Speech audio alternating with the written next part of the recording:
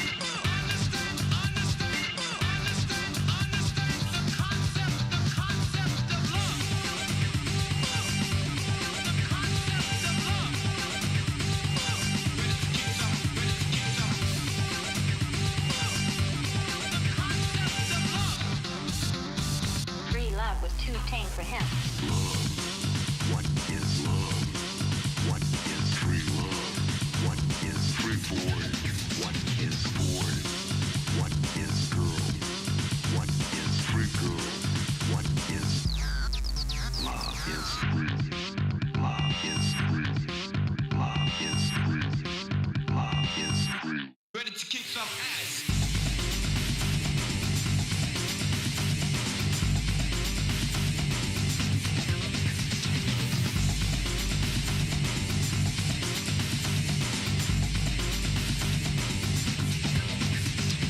Free love is too tame for him. Free love is too tame for him.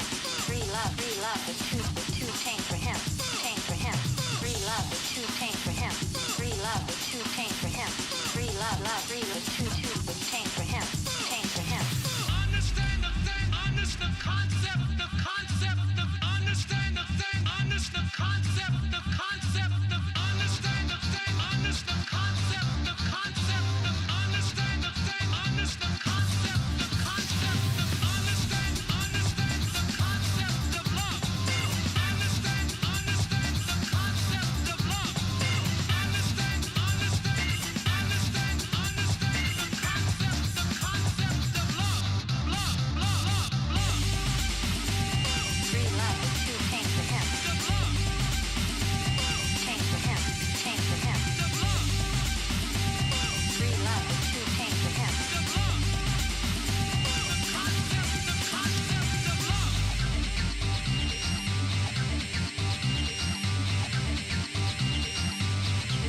What is love? What is free love? Love is free. Love is free. Free.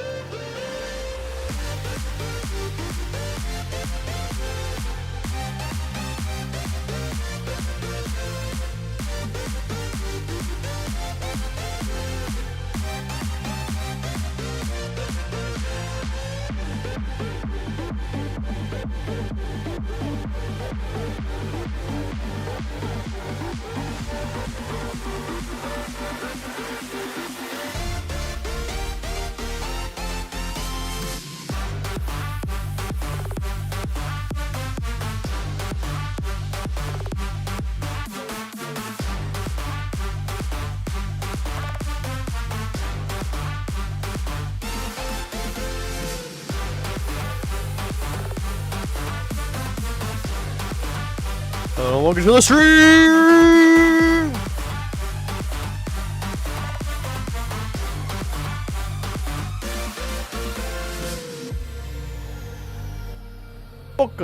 Welcome in. My name is Ace. I'm going to be your host tonight, and look at that. I finally did my intro correctly. No issues.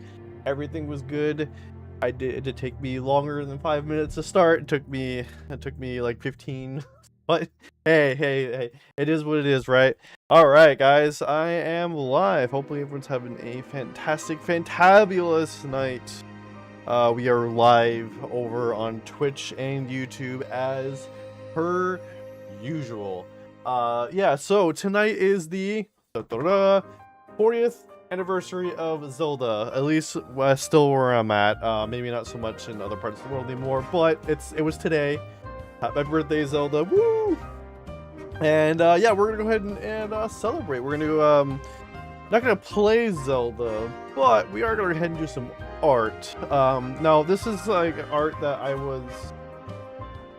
this is art that I'm not gonna finish at all. I am gonna just kind of start it basically today and then pick it back up probably later on next month. There's some other stuff I want to get done beforehand. Because of just timing of other things that are coming up and other things I want to do, I wasn't originally planning on doing a Zelda art piece at least until like, you know, maybe like in April or something like that. But this is actually a piece I wasn't even planning on doing at all, but then I was like, you know what, because it's like the 40th anniversary, I'm actually going to do a different Zelda piece, and then the Zelda piece I had in mind, I will go ahead and push forward probably a little later, probably like I would say maybe we'll probably do it in like in the summertime. But yeah, so we're gonna, like I said, we're just gonna start a brand new piece, an idea that came to me today, and because I've been thinking a lot about it, I was like, well, should I do the piece I was wanting to do like next month, or should I just do something brand new? Because the piece I had in mind was, yeah, it's a Zelda piece, but it's not like Zelda or Link. And I feel like if I'm going to do an anniversary piece, I feel like it should be more focused on Zelda or Link or Ganon even. Maybe more so Link if anybody. And I was like, you know what? Okay, let's go ahead and just do that. So I have an idea where we're going to include like all three characters. So, like I said, we're going to start it, but I'm not going to finish it because I am in the middle of working on a piece right now.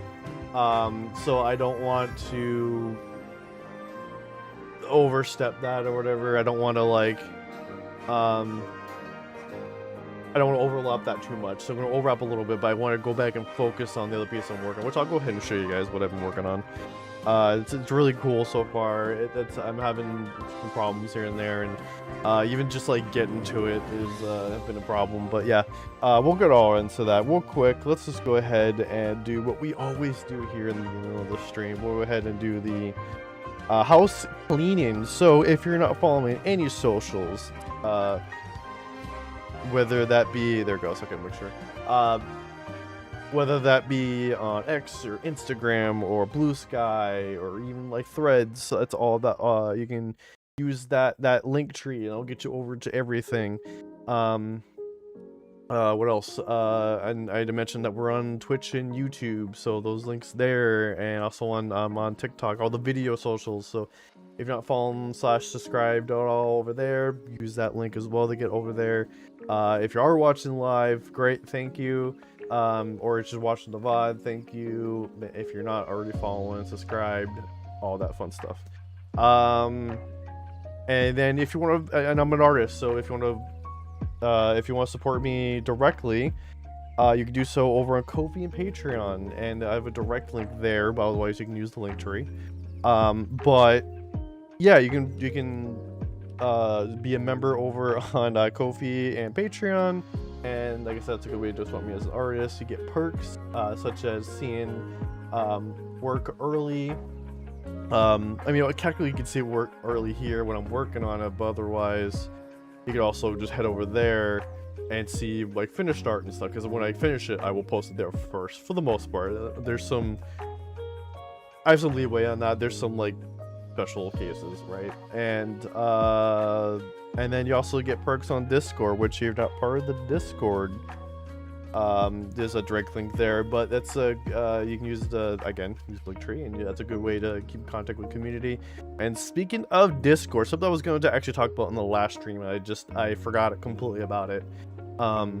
and we'll talk about it here in just a second. But otherwise it's on the link tree. Link to my games, link to Royal Flush Studio stuff, link to my portfolio, all kinds of things. So definitely check out the link tree. It's got basically a link to everything I do.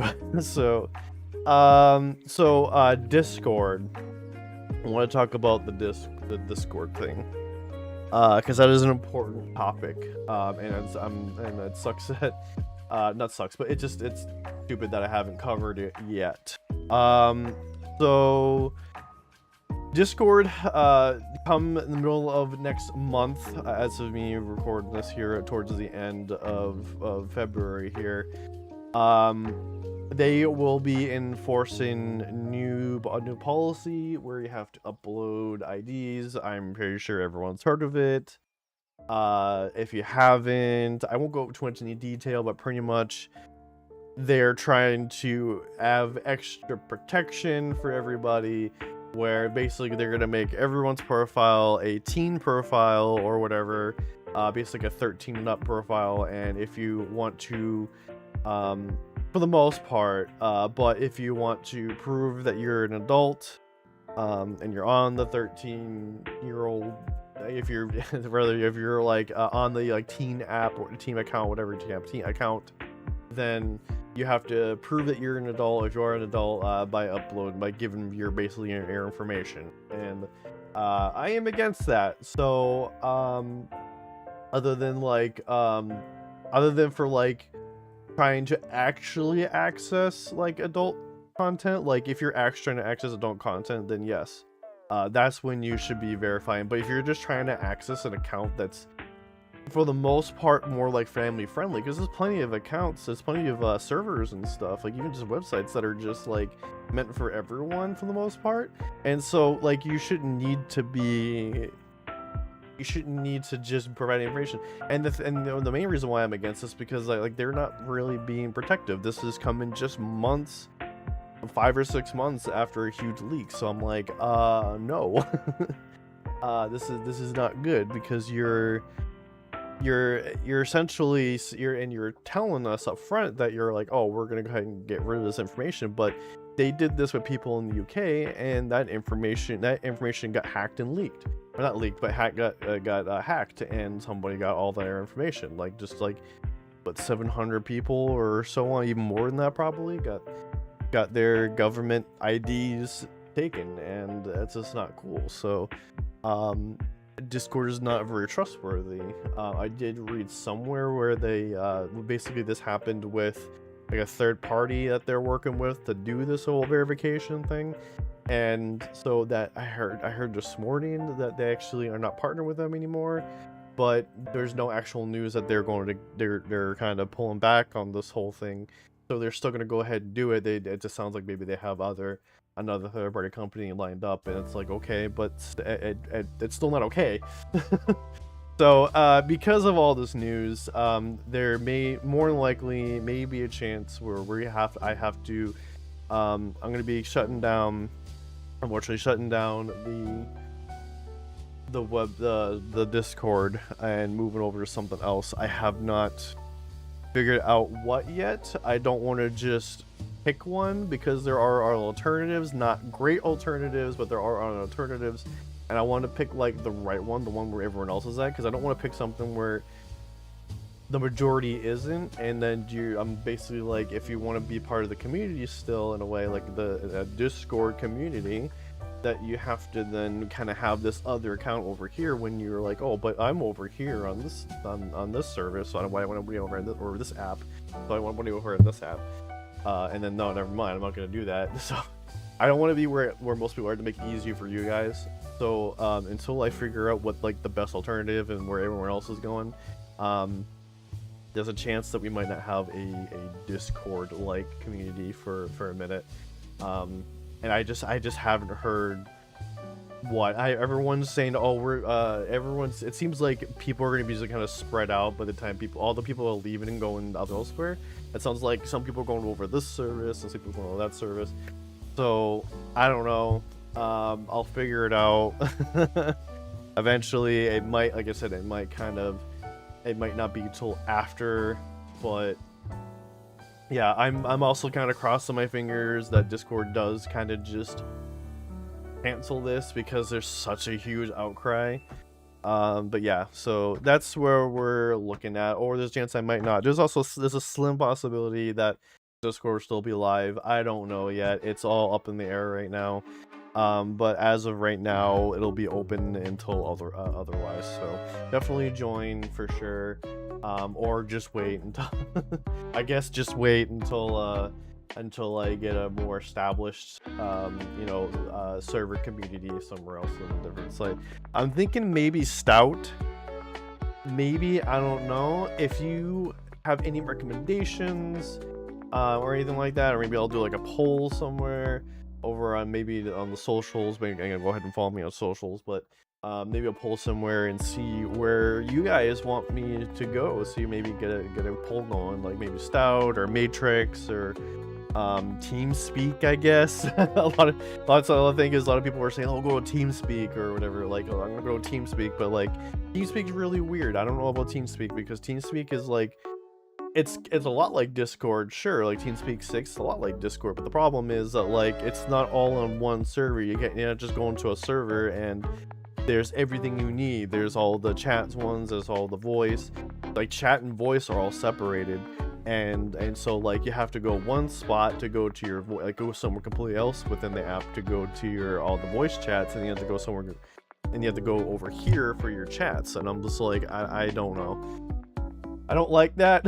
So I'm still trying to figure it out. So like I said, for now I will keep it up as long as possible, but it may go away, it may not, I don't know. It's all up in the air right now. But yeah, I'm not changing anything just yet. I'm also crossing my fingers that nothing happens, like Discord changes their mind and everything stays the same. That's what I would prefer, because resetting back everything would be annoying, and then I'd have to also probably reset up my my bots and stuff. So if I'm allowed to even do have bots in the next place I go to, who knows? Like not bots like view bots, but like, you know, my bots. to ping you guys and to post things for me. But yeah, there's a chance I might even have to automatically post that I'm going live. That would suck, but it is what it is. Because I think it's like there's some servers that don't have like there's bots aren't like set up like they are. Like it's like just that's the other thing was Discord is really easy to like go online and add a bot, like Me6 and stuff like that.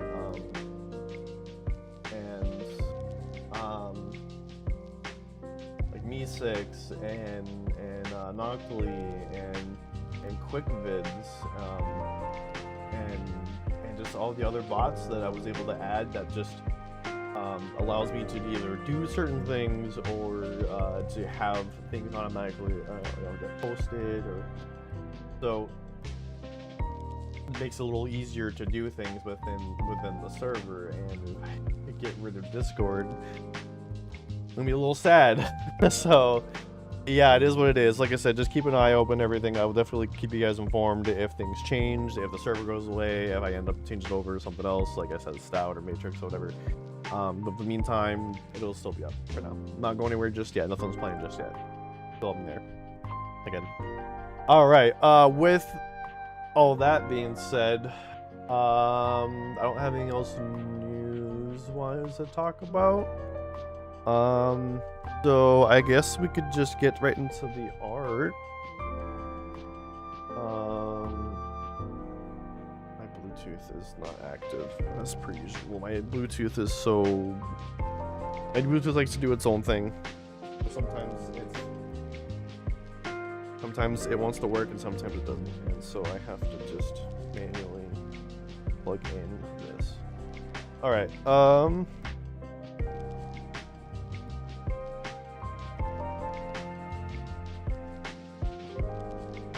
so like I said, we're gonna be starting a new piece. So the idea that I have for this new piece, let me switch over to. So the idea I have for this new piece is that it's gonna mostly focus on Link. I'm gonna focus on Link, but then I'm gonna have like I want to have Zelda and Ganondorf, like in the corners. And this is gonna be kind of more my own style. I'm gonna kind of be more artistic with it. I'm not gonna just redraw like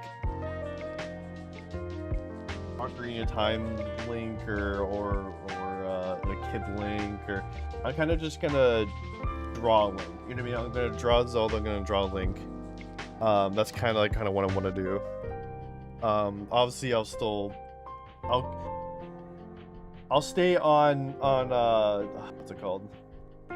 On model, you know, for the most part. I might make some changes here and there. Like, I'm just gonna draw Link and Zelda as if, like, you know, I'm gonna design them. I think that'll be fun, right?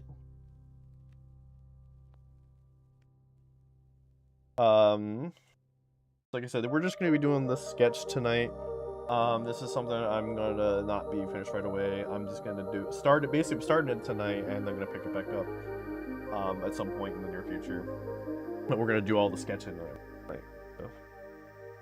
So. Let's try and see if we can get some Zelda music going tonight. How's that?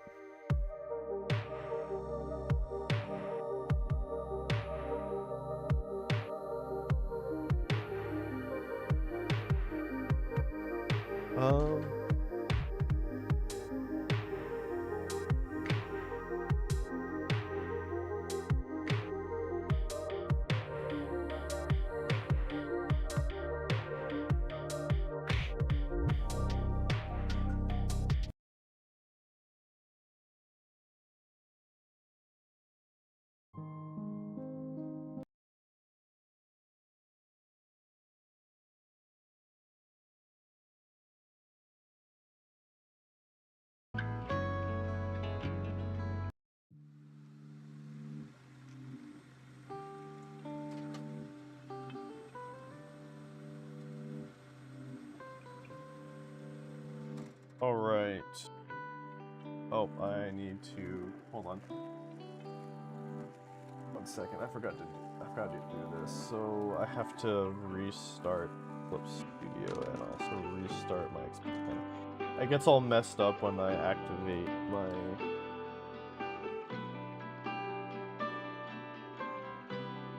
when I turn on my display to get over to my laptop. It's all messed up, so I have to just start anew.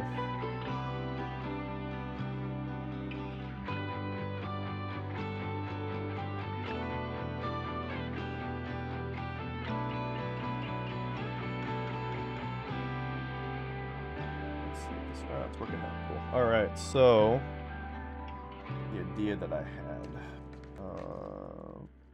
Go. Working.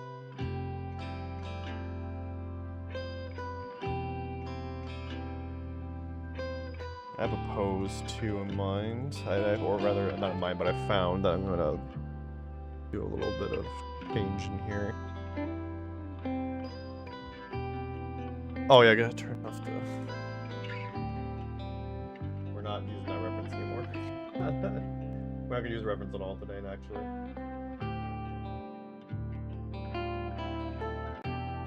1 second.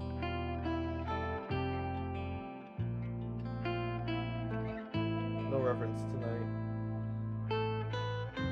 I have references, but I don't have any specific reference tonight, so.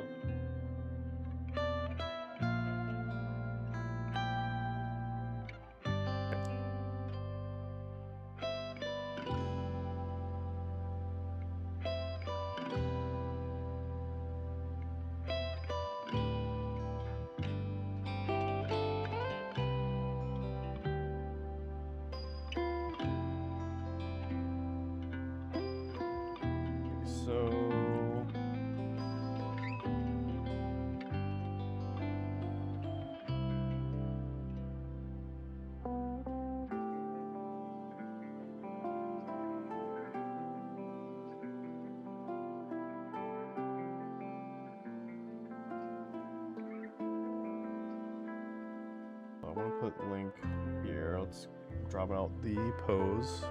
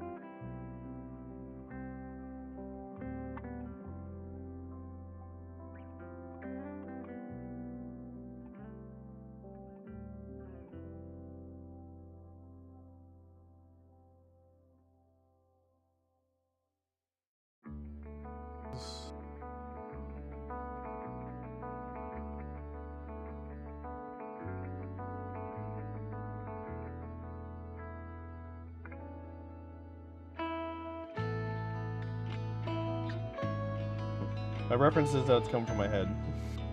That I made it up. What's your source? My source is I made it the fuck up.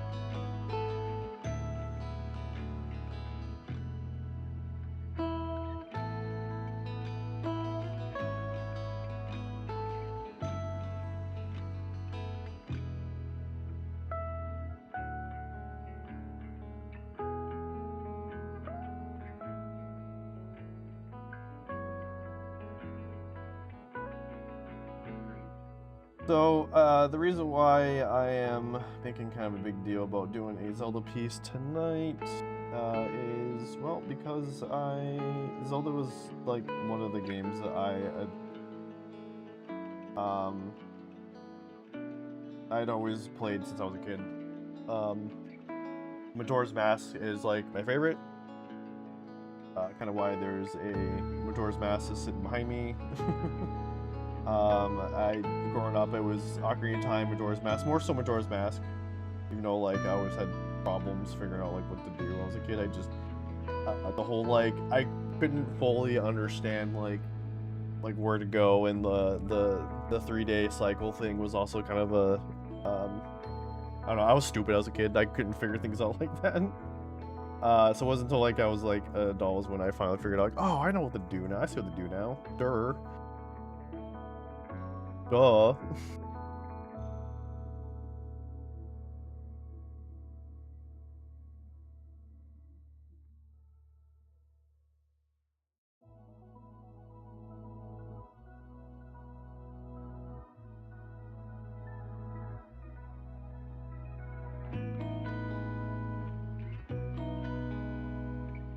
I was happy when, like, when I finally did beat Majora's Mask was when was it the 3DS version released?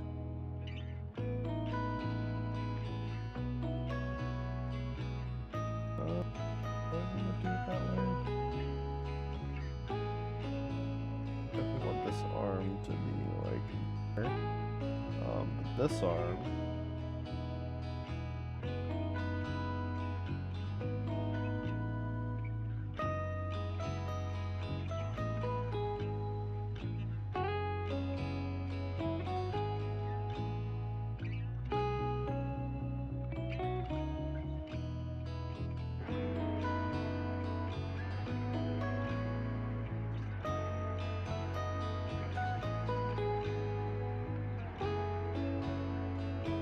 If you guys have any Zelda memories or anything in the chat, we'll post those and we can talk about it.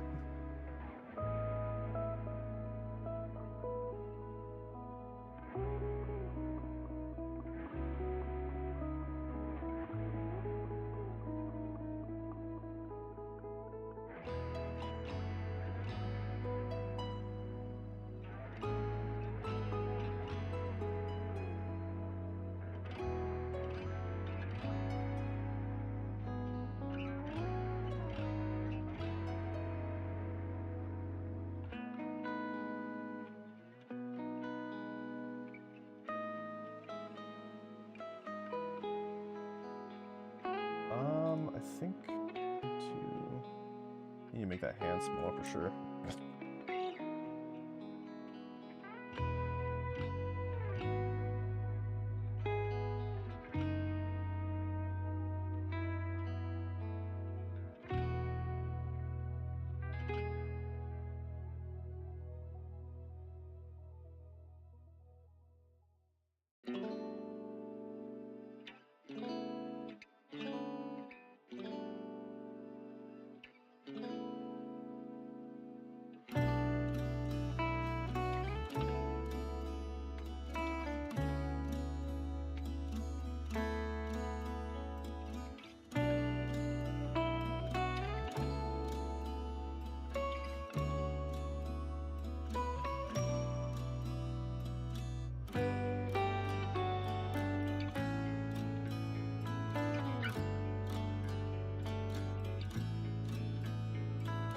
Head over.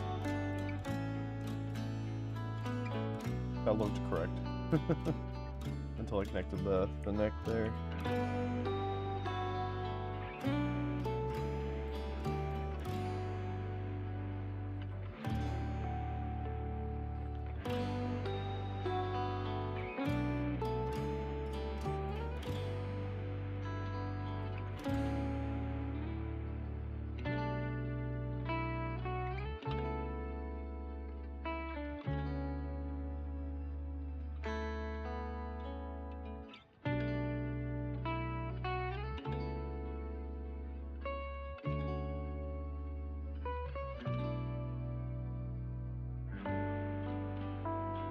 Shield's gonna be here. I'm trying to think. He has this.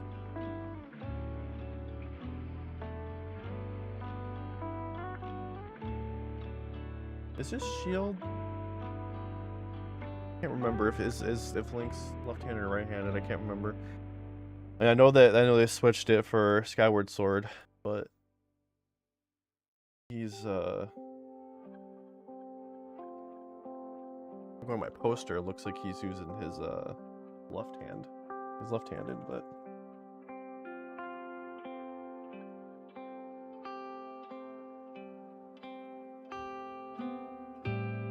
he's left-handed. Okay, so no, he made him right-handed and Twilight Princess for the sword thing. Was it Twilight Princess or was it Skyward Sword? That was Skyward Sword.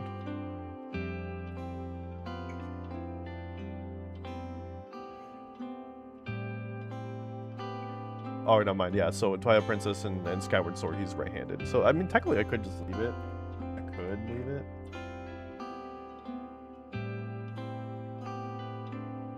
I don't think he's specifically married to being right-handed.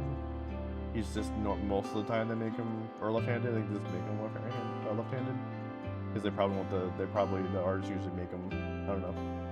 I don't know.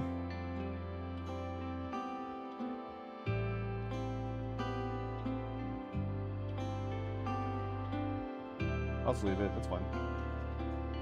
I don't think it matters.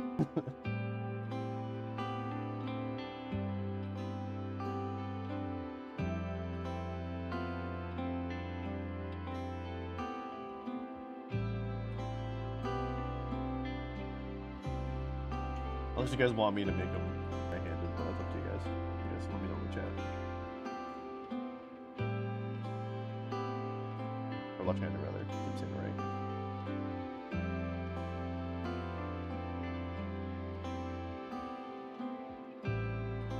And actually, we're gonna do folders here, so this is gonna be the link.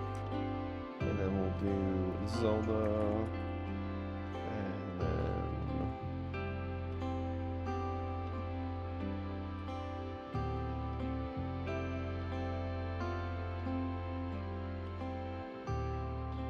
then Dork.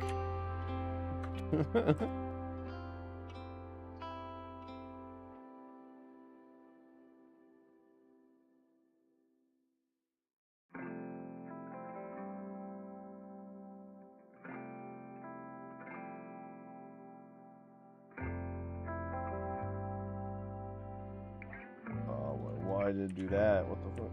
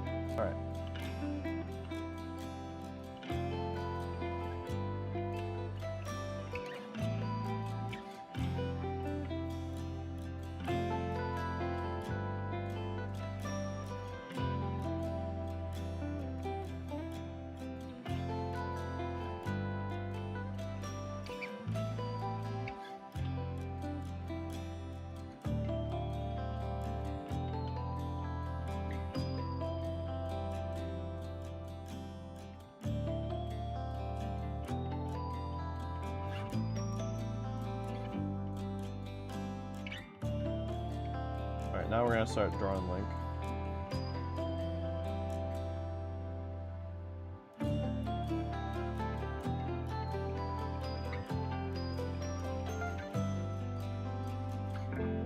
haven't drawn a male character in a minute. I've been kind of just back to back drawing female characters. I think the last time I drew, I think Link was the last male. Yeah, Link was the last male character I drew, but it was like the live action Link.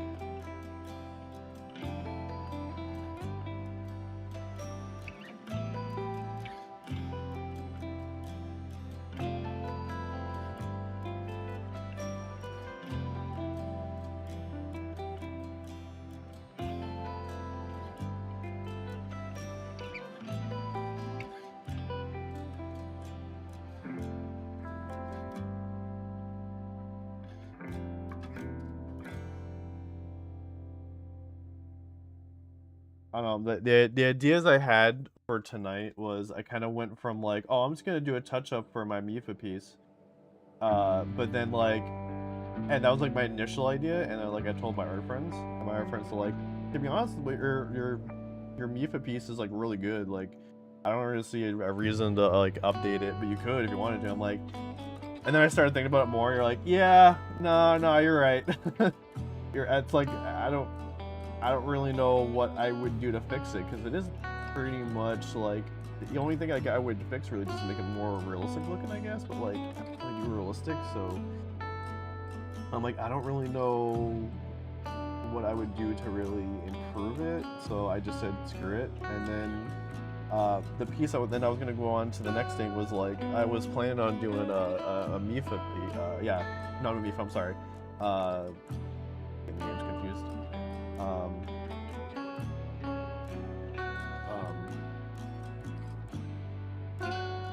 Midna. I was gonna do a Midna piece, which I'm still gonna do. That was my my idea for next month. At some point next month.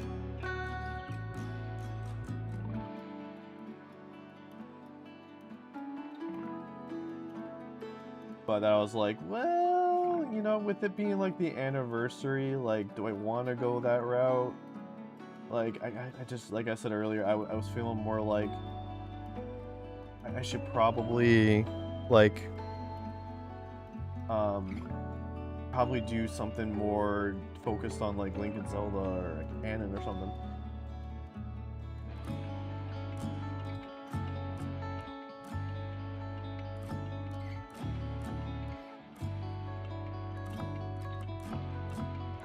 So I decided just to go back to holding off on doing Midna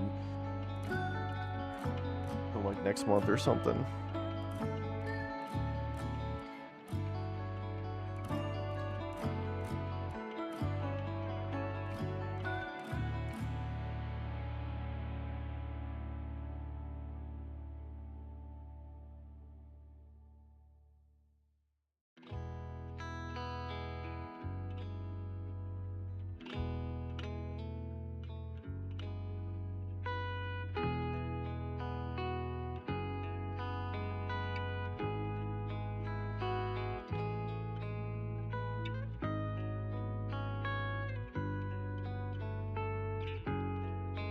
You know what's funny is that I have the Master Sword behind me, so I don't even need to pull up a picture. I can just look behind me.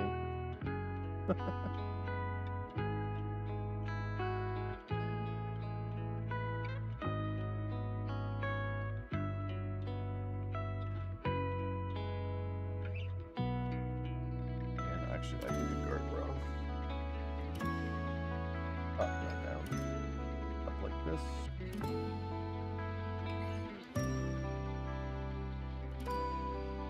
How many times have I, like, recreated the Master Sword? I can't remember. This must be, like...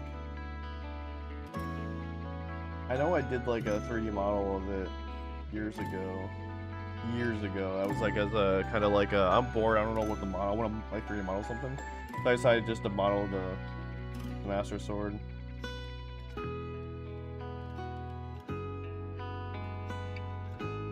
For practice.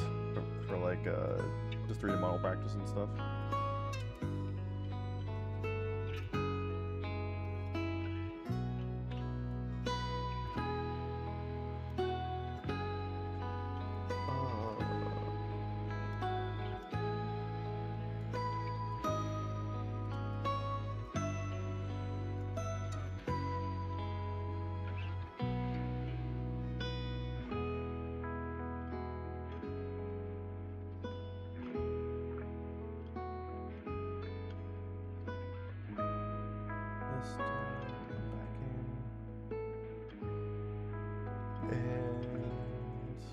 Actually, you know what? Let's go further down too.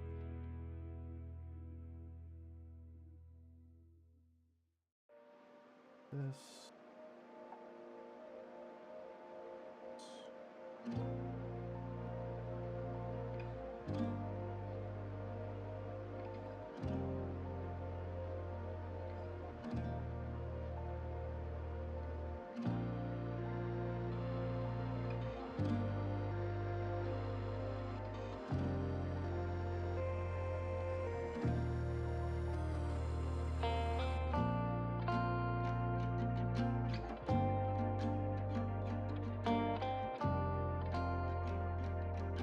I have to fix that. It's just a sketch, so nothing perfect right now. Perfection comes later.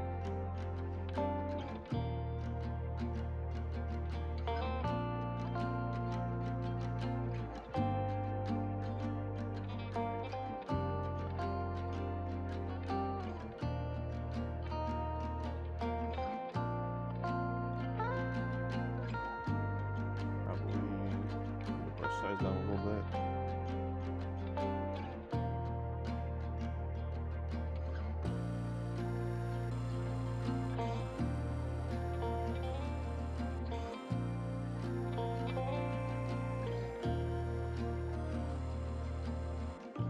Not exactly where the guard is either, huh?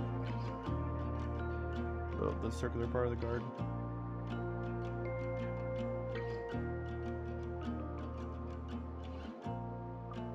It was going off from memory. And I failed. So I gotta move the hand up more. Alright, we gotta move that again.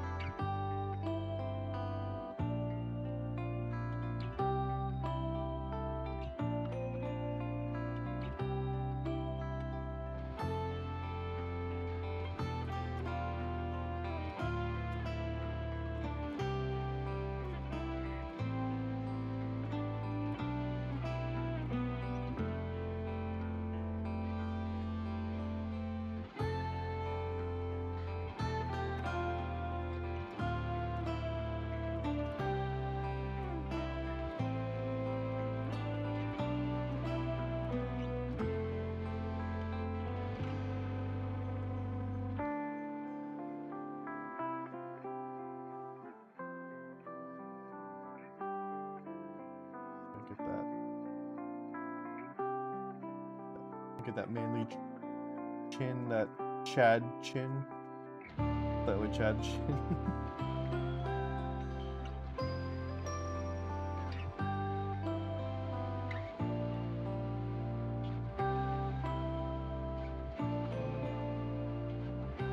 There.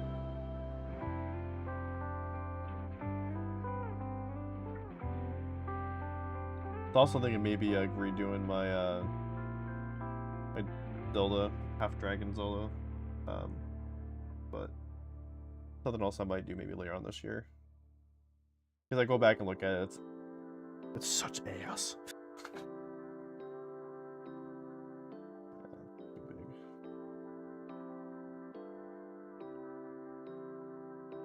Too big. It's got a lot of issues, so I go back and look at it.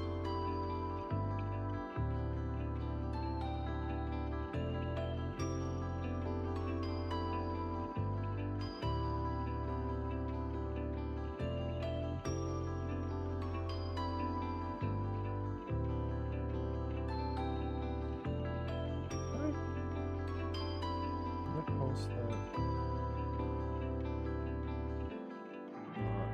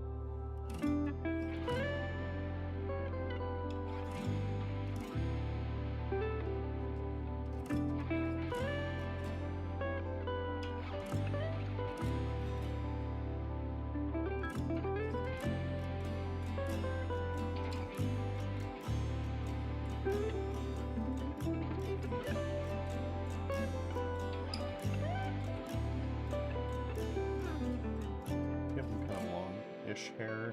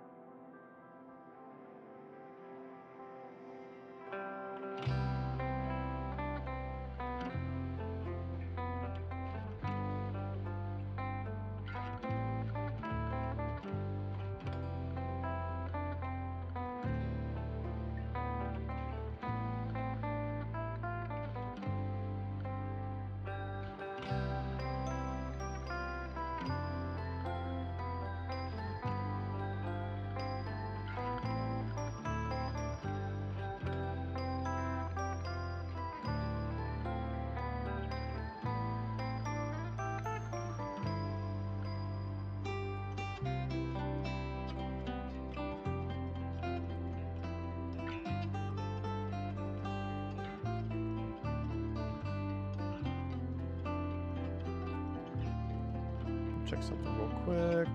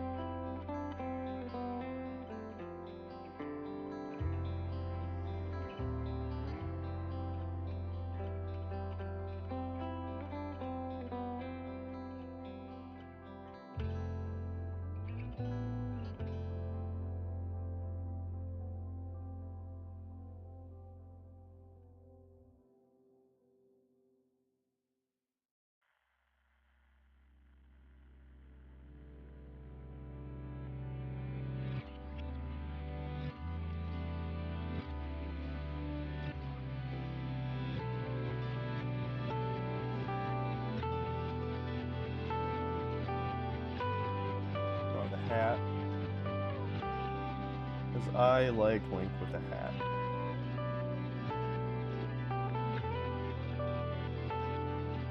I know that they're trying to...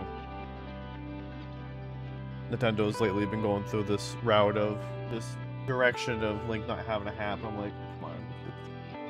Give him the hat, come on. The signature hat. Who else has a hat like this?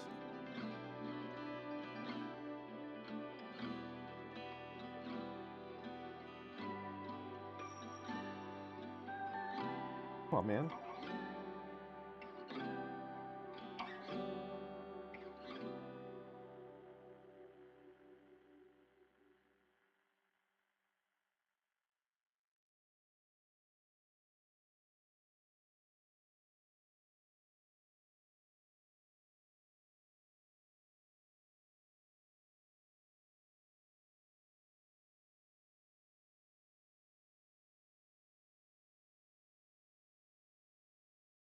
On the music, let's go.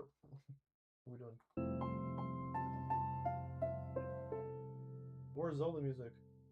That's Stardew. I want Stardew.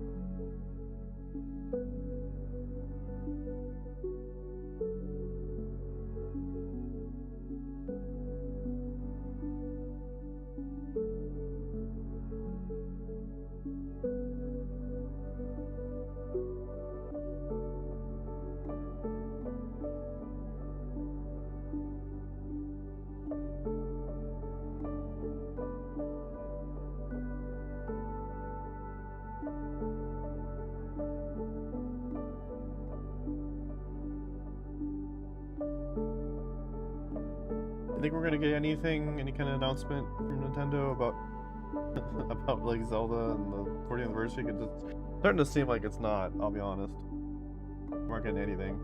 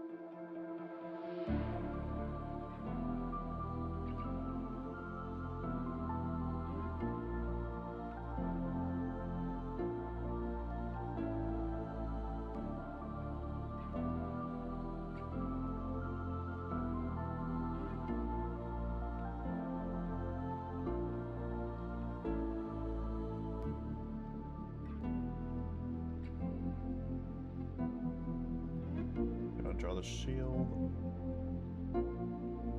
Maybe about here.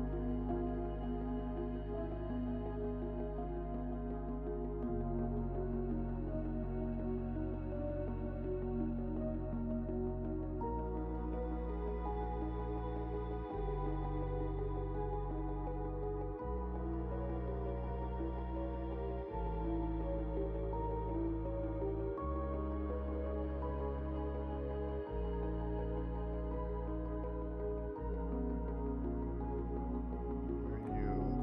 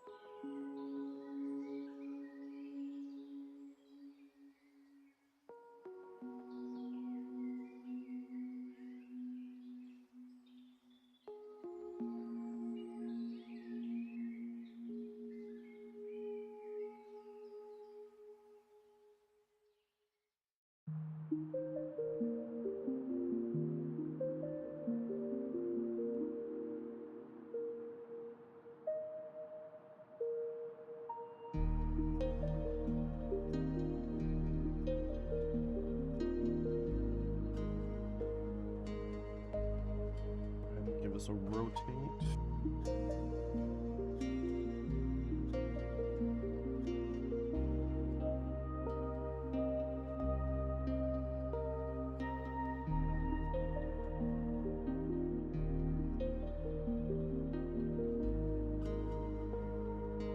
That makes it a little easier to draw.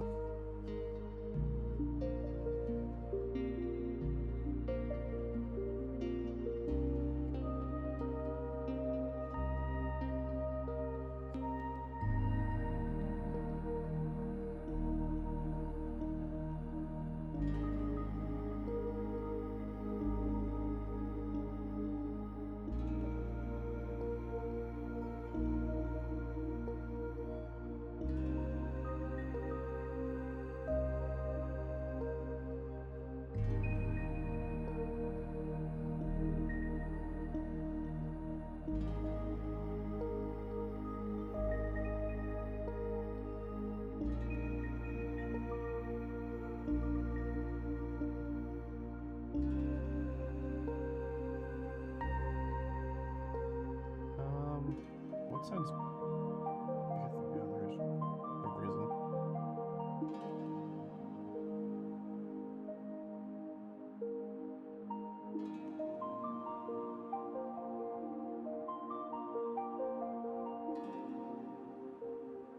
Maybe as symmetrical as I can.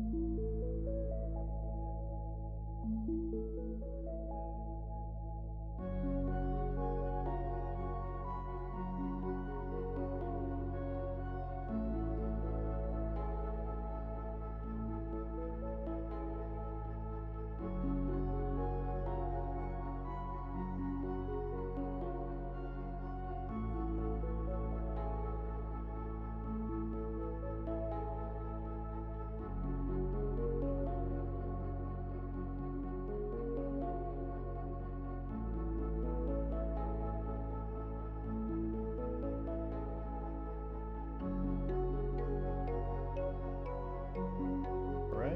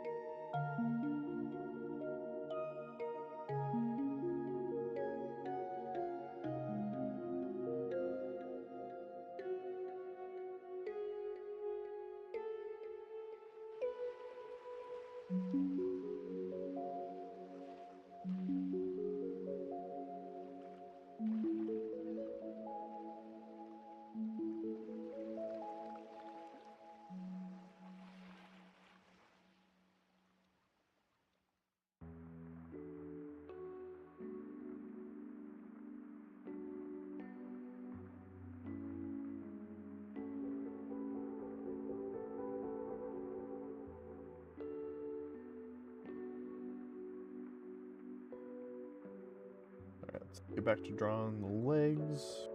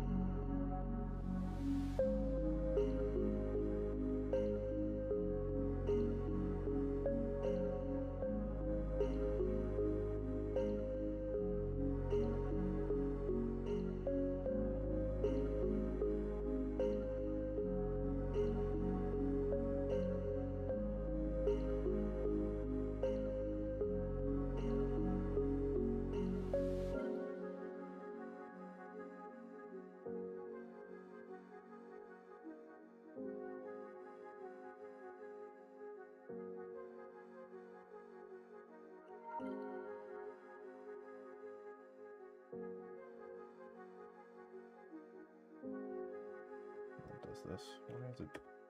Here. Oh, I get stuck sometimes. Stuck on the hand tool for some reason.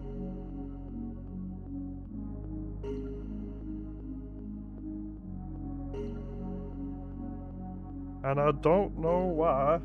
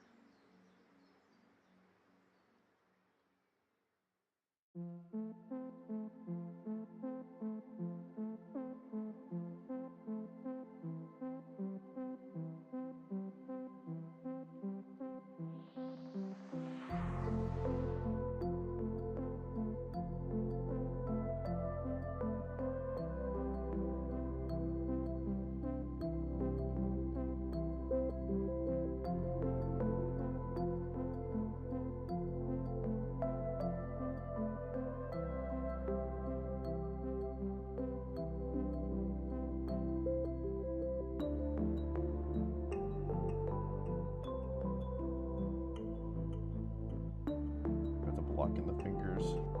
I gotta just kind of do it right now.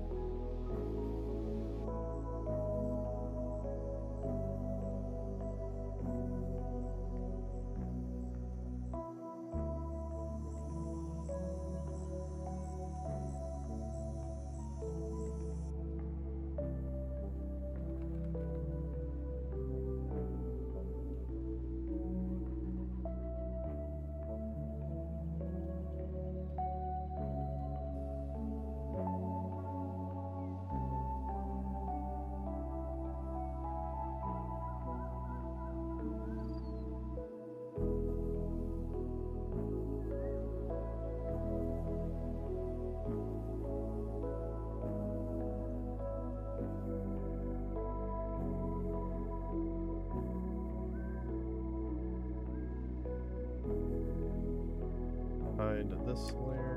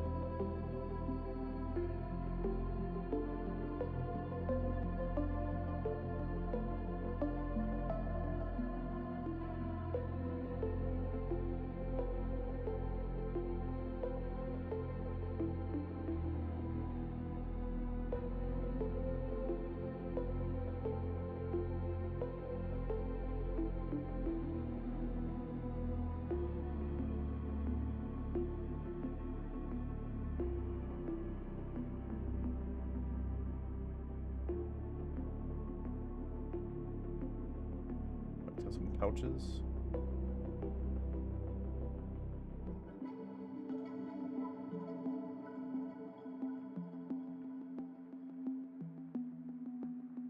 We're doing a pouch.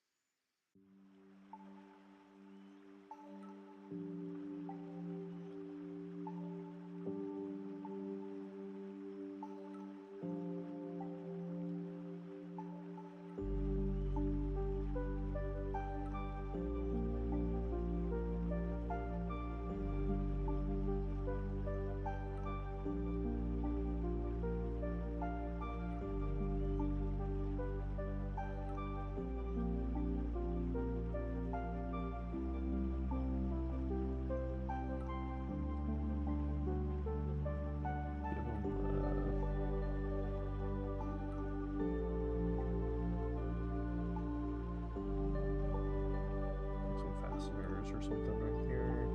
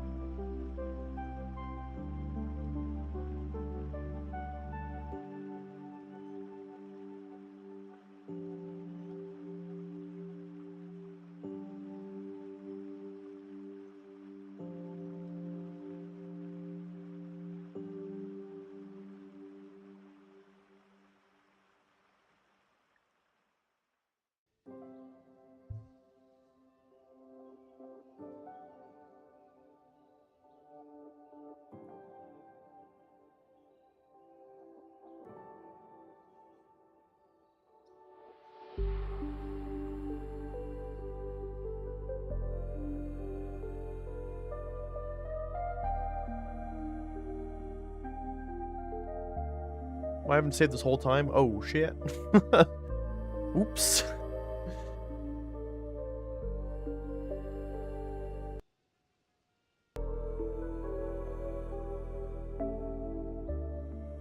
Whoops the doodles.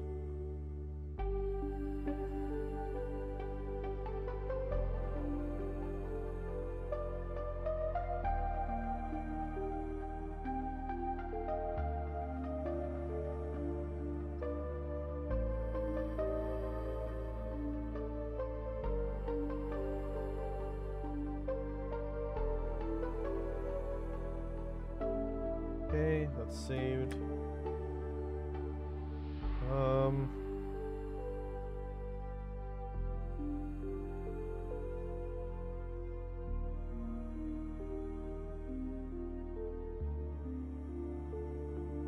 Real quick, I kind of want to just put where I'm going to be putting Zelda and Ganondorf.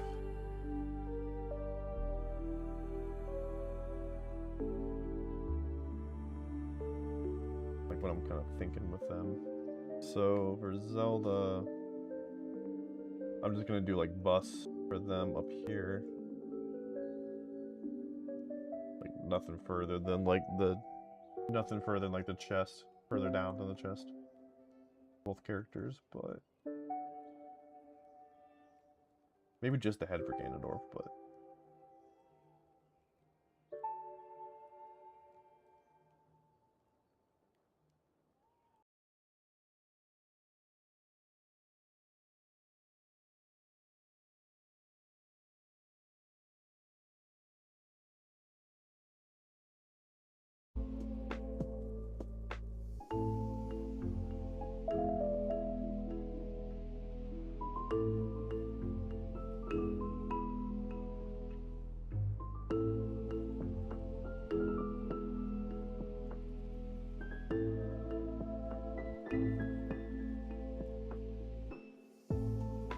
actually, you know what?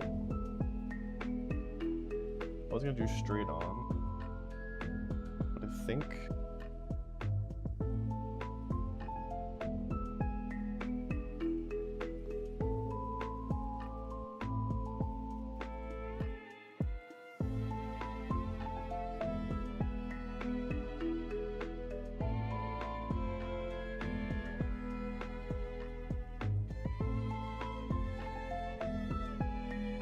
I'll do like more 3/4 turn.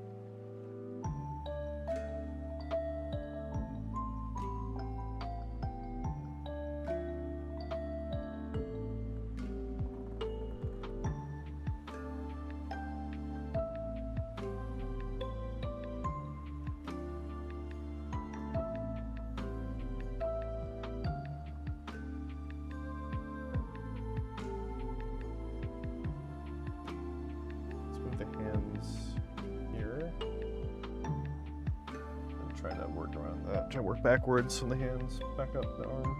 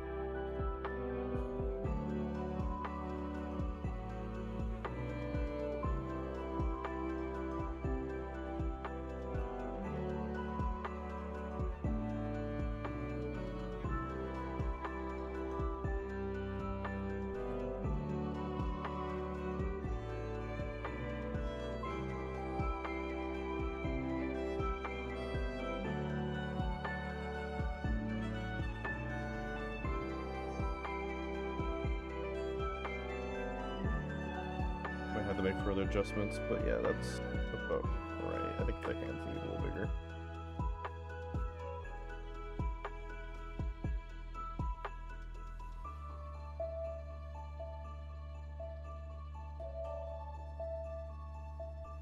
And then for Ganondorf.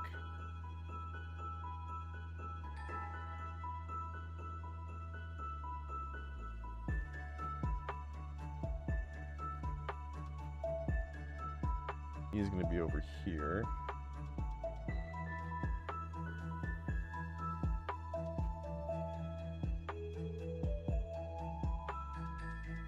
He's gonna more or less have a side profile. Tetrix, what's going on? Happy Zelda 40th. How you doing tonight?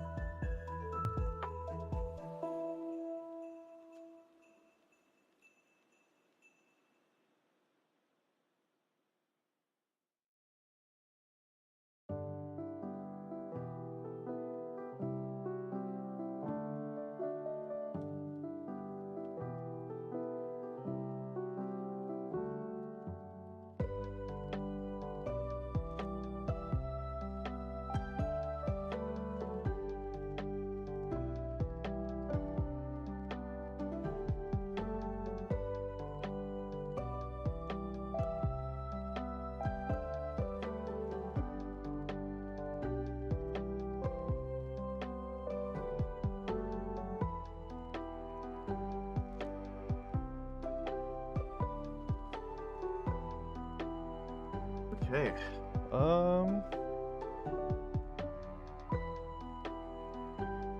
That's about where Ganon's gonna go. Zelda there in the other corner, and then Link in the middle. Gonna have to make some adjustments, and then I'll probably put like the Zelda logo up here or something. Kind of like the direction for sure.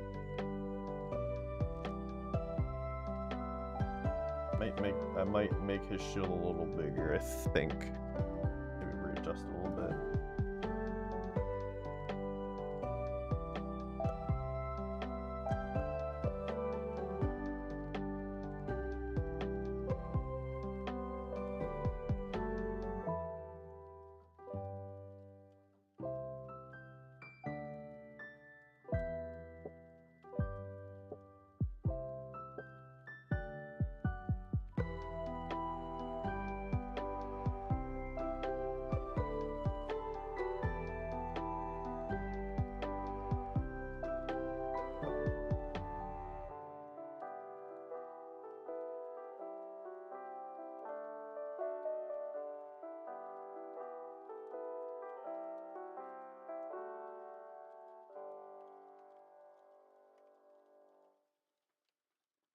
All right.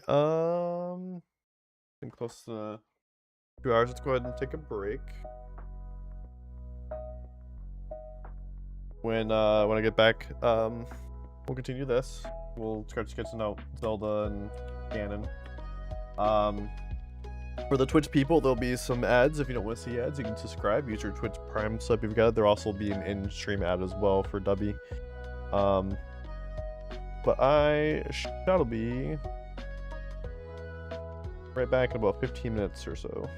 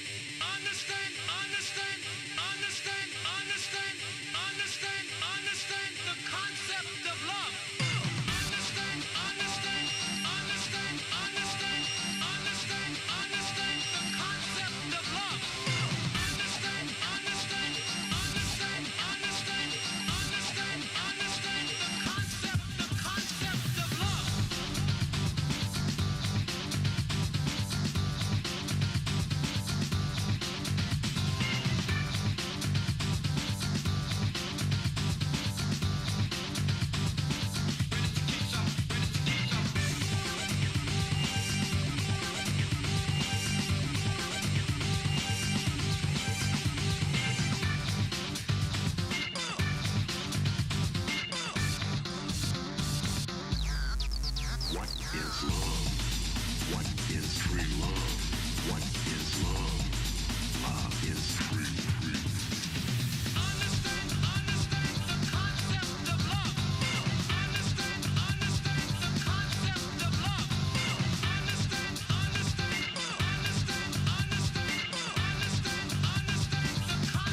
the concept of love.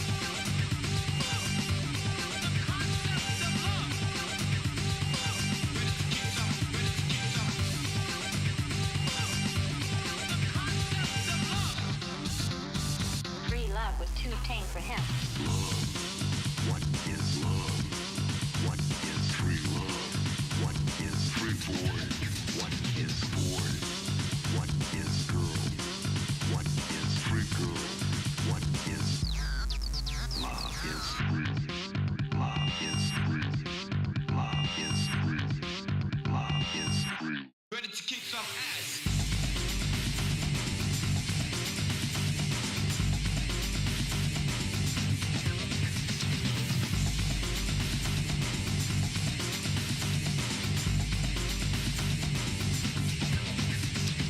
Free love was too tame for him.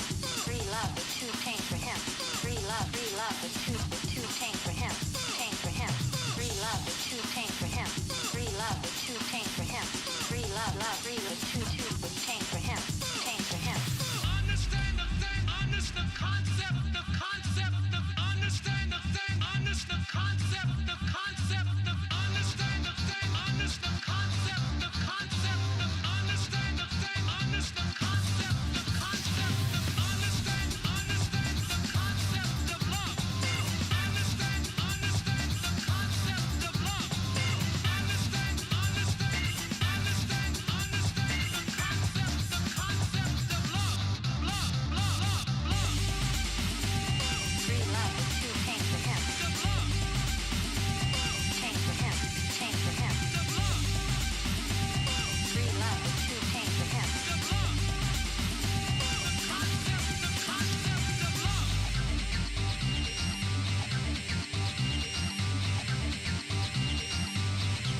What is love? What is free love? Love is free. Love is free. Free, free, free, free, free.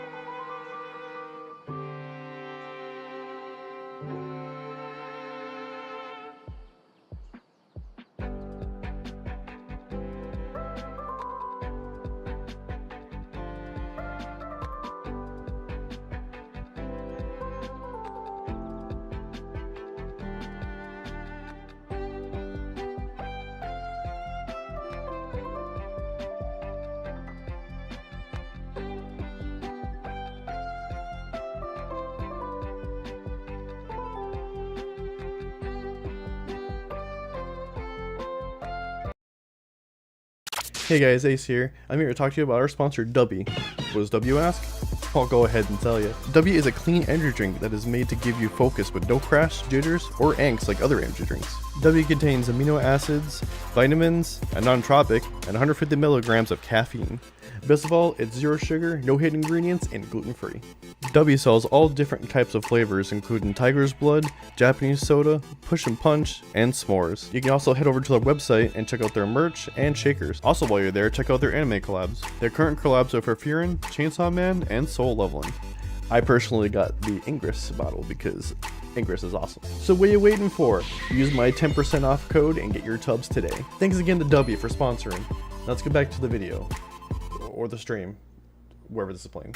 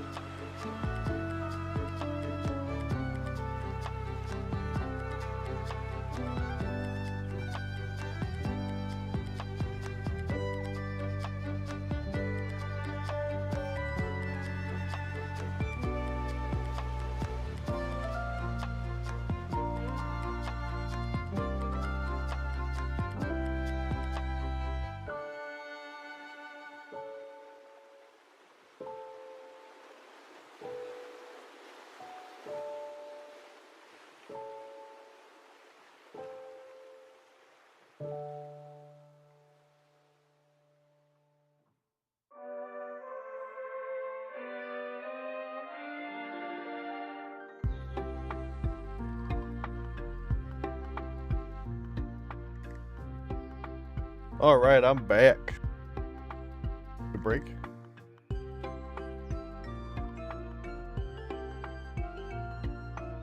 Oh yeah, I don't know if you guys can see behind me, but I'll show this off real quick.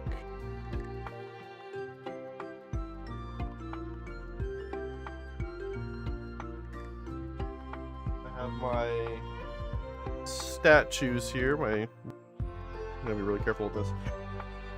My Zelda statues. I got Mifa here. She's joining us along with Zelda, Breath of the Wild Zelda.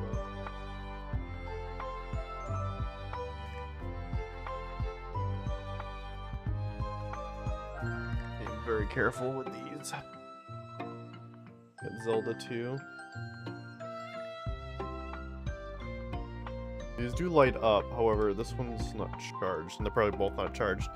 So I usually I used to like have Mifa up behind me in previous setups, previous rooms, and they would just have to be plugged in.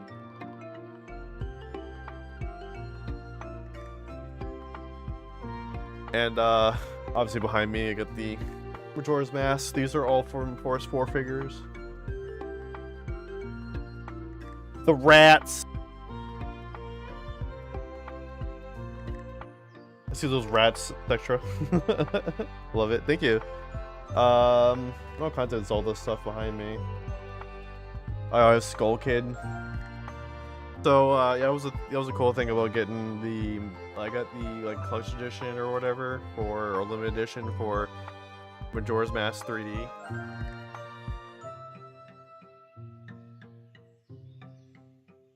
And it came with he's dusty, but came with Skull Kid.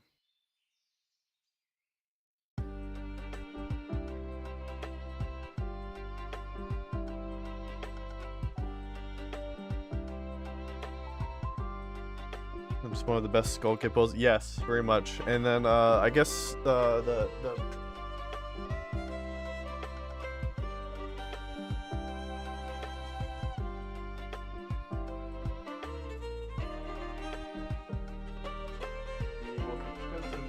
probably the most expensive piece of my Zelda collection is the Master Sword replica.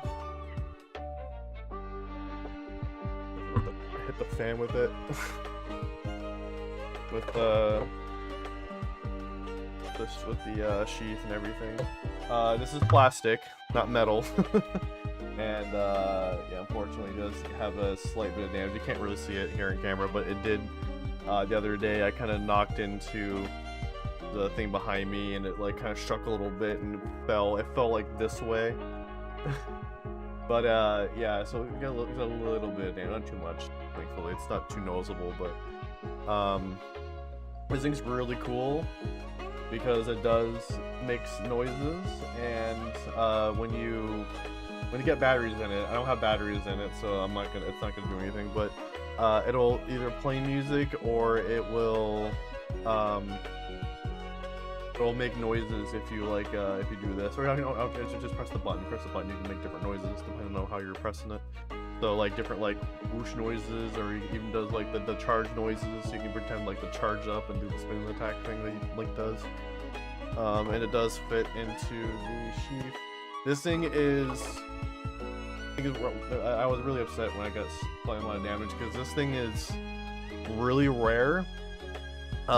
These there's the same company, Proplica, that's what it's called. So this is the Proplica Master Sword, and the same company made Keyblade, and the Keyblade, and I think this is too, that these are both the Keyblade and this are like, they sold out in like 2 seconds. Like, these are really hard to find. That's why you gotta take, if you do manage to get one of these, even though you're probably gonna spend it way more than it really costs, take care of it. Take good care of it, good extra care of it, because these are rare. So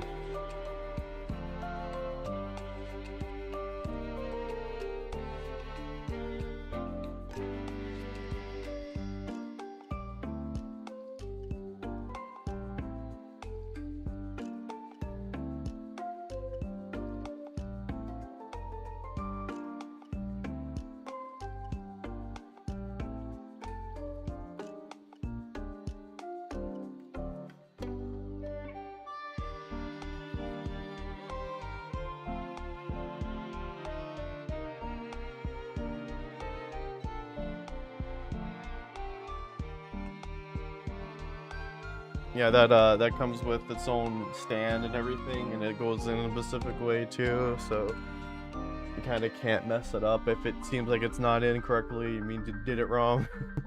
So, what else do I have, like, Zelda stuff? I think that's it.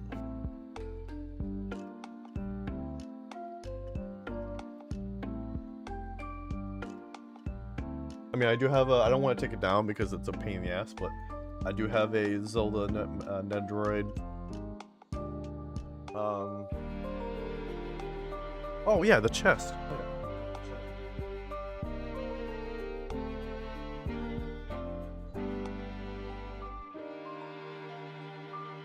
I can't show you this, but I do have every single Link amiibo. I do have like Ganon and Zelda as well, and I do have the thing. But yeah, I do have the chest as well, Breath of the Wild chest. This thing, it does light up. I don't have batteries in it, but it does light up when it opens, whatever.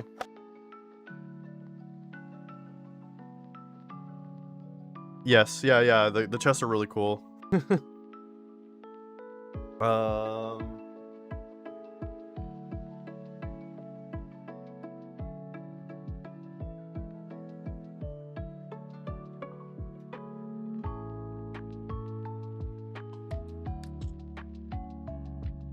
Get the Guardian too. Unopened, because these things are also hard and rare to find, so I'm not opening it.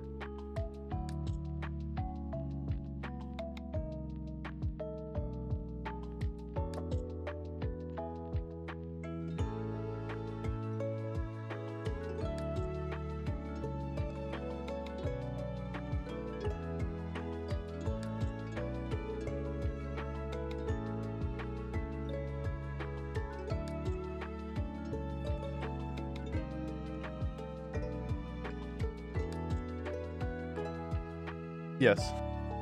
I also, I gotta be careful with this, but I have the Zelda Wind Waker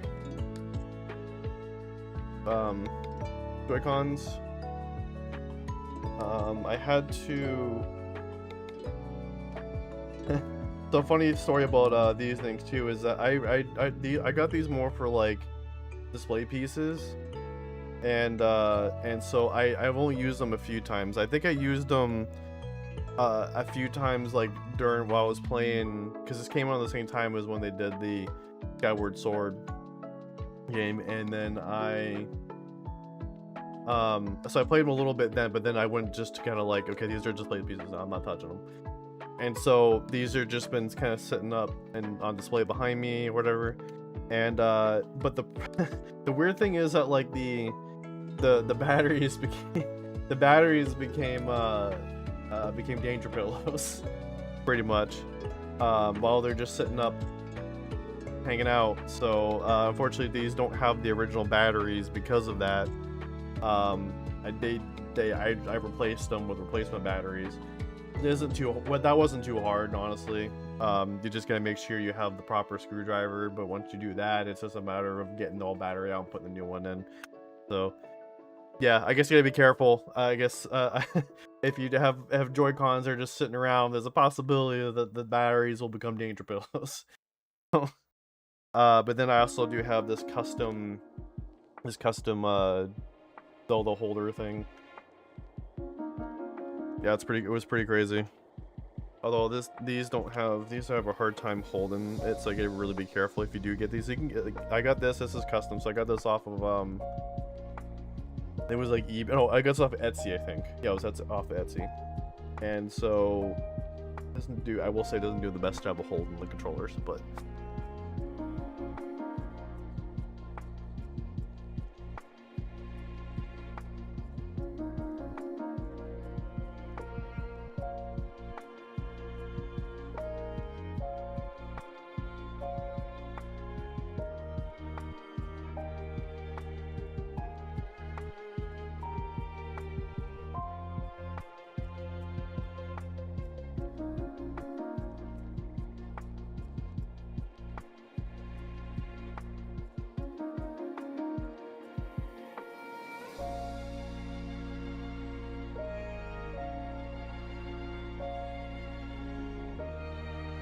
last thing I wanted to show off is I also do have the Zelda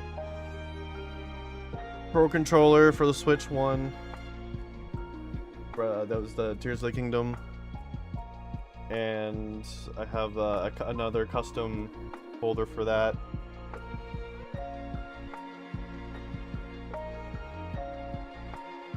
I couldn't get my hands on the Tears of the Kingdom Switch, or what was it? It was a Nintendo Switch case, I think. Oh no, it was just they had a Breath of the Wild Switch. I think it was just a Switch, and then I think they had I think D-Brand had like an off version of it, like an off-brand version of it. But I was like, nah, I'm not doing that. I didn't want the actual thing or nothing. So, but I thought this was really cool. So I'm like, I'll just get this for the. I was at least able to get my hands on this. Yes, yeah, they did a great job with both controllers, honestly. I like both controllers.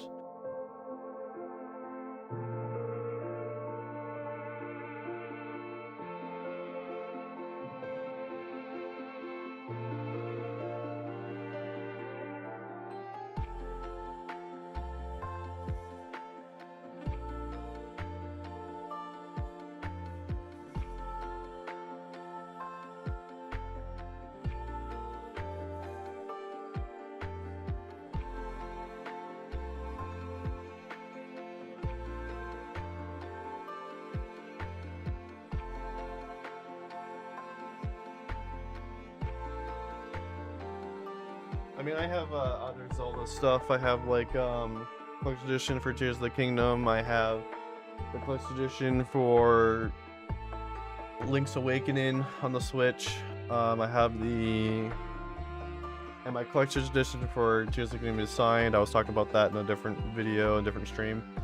Showing that off a little bit too, but that's signed by the voice actors, Patricia Somerset. Yeah, I think it's her name. Is Patricia Somerset is the voice actress for Zelda. I met her, but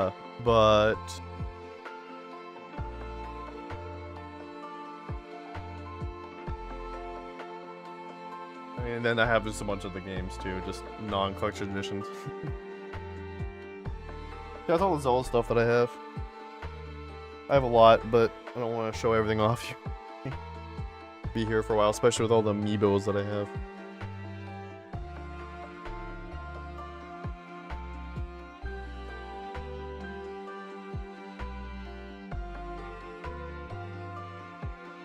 I mean, even this is off of the original cartridge. This isn't like an emulator. This is the actual cartridge I'm playing off of my top loader. Yeah, I have every single Link, which they decided to release so many. They released basically every single version of Link. and then some. And I have all of them. I had to do that, and then I had to get 2 versions of Sora because Kingdom Hearts is my favorite series. So I have 2, one's open, one's unopened. The unopened one's actually up there, which you can't see, but it's off screen, but it's up there next to the Guardian. I just started playing Kingdom Hearts. Nice. As you can tell, because I have a Keyblade behind the TV. I have the Kingdom Key right there. How you liking it so far?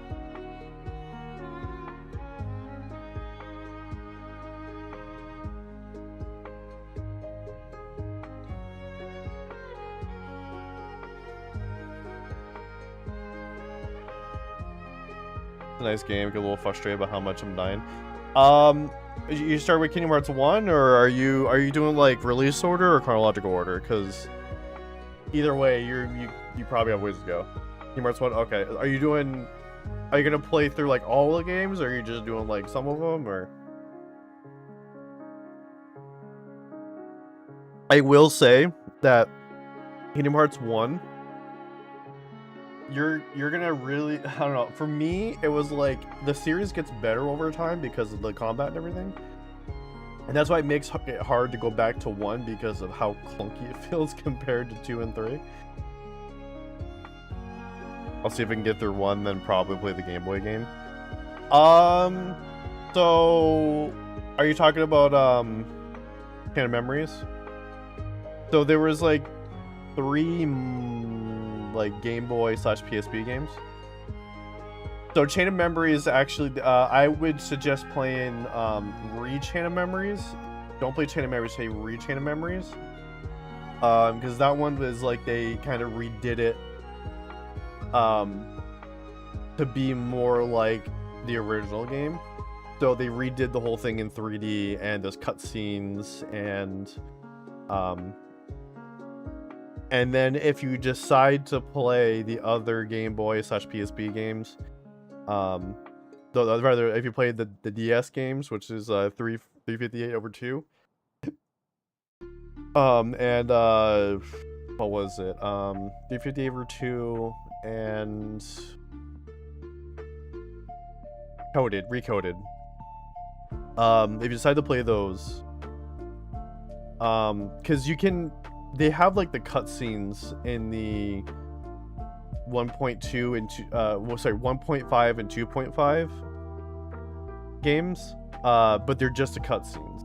So if you don't want to play the games, which I totally understand, you want to just watch the cutscenes and just get the story, that's cool. But if you did actually want to play the games, there is a custom emulator that somebody created for the PC where they made it like playable on the PC, where you don't need the dual screens. So normally, because it's a DS game, so you're gonna have like the dual screens if you play it through like a normal like DS emulator. But if you get the Melon Mix emulator, it's basically like it'll play it like a regular Kingdom Hearts game, as if you were playing like Kingdom Hearts 1 or 2 or whatever. It's like somebody has gone through for free and made it to where that emulator will play both games, both 358/2 and coded, and plays it like a regular PlayStation game or like a console game. And also he made it to where because the fact that they did like HD versions of the cutscenes for 1.5 and 2.5, you can also grab those cutscenes. You can kind of like mess around with the files a little bit, but you basically can take those cutscenes and throw them into the emulator, and what the game will do is, instead of playing the regular cutscenes in the game, it'll play the HD cutscenes from the 1.5 2.5. Yeah, he did a fantastic job. The graphics are basically like HD too, so it's not like it basically like upscales the game. It makes it to where there's like a instead of having the map be down on the second screen, it's up in the corner where it normally would be. You can control it like you would like if you're using a controller rather than using a DS. It's really cool. He did a fantastic job, and it plays both games the same way. You basically throw both games in the emulator and it'll play that way. So that's an option if you want to do it that way, but it is only on the computer. It's only on PC. So, but cool thing is, if you wanted to get that mobile experience, it is also, if you have a Steam Deck, it works on the Steam Deck. I have it on my Steam Deck, and it works great. So I could still not be on my computer. I can actually go out and do things and still, or just sit on my bed or something and still play as if I'm playing on a mobile console, but it's on my Steam Deck. So, and it's great.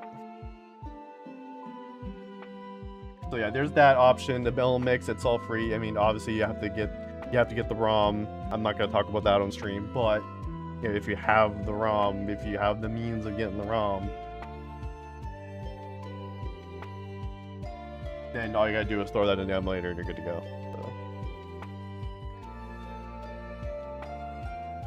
And there's like videos and stuff will talk about it, so online on YouTube and stuff.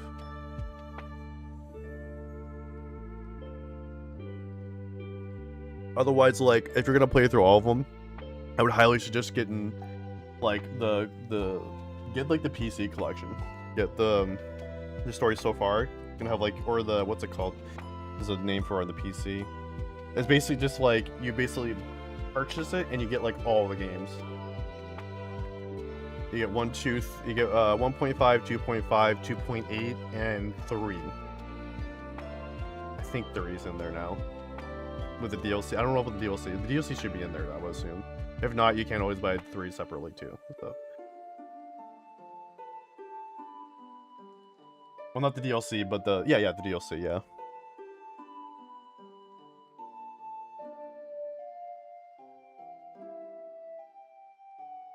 I could talk all night about Kingdom Hearts, dude.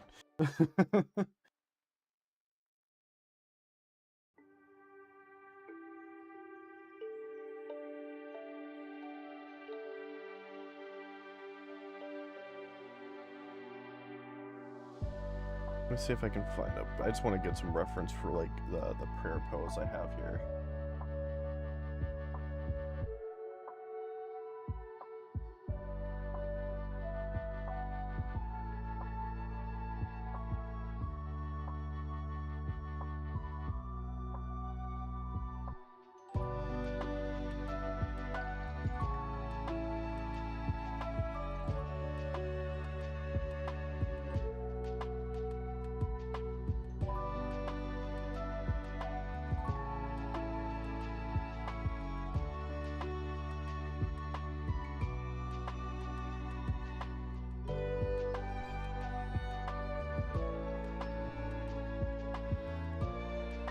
And if you have any questions, then you could definitely, hit me up.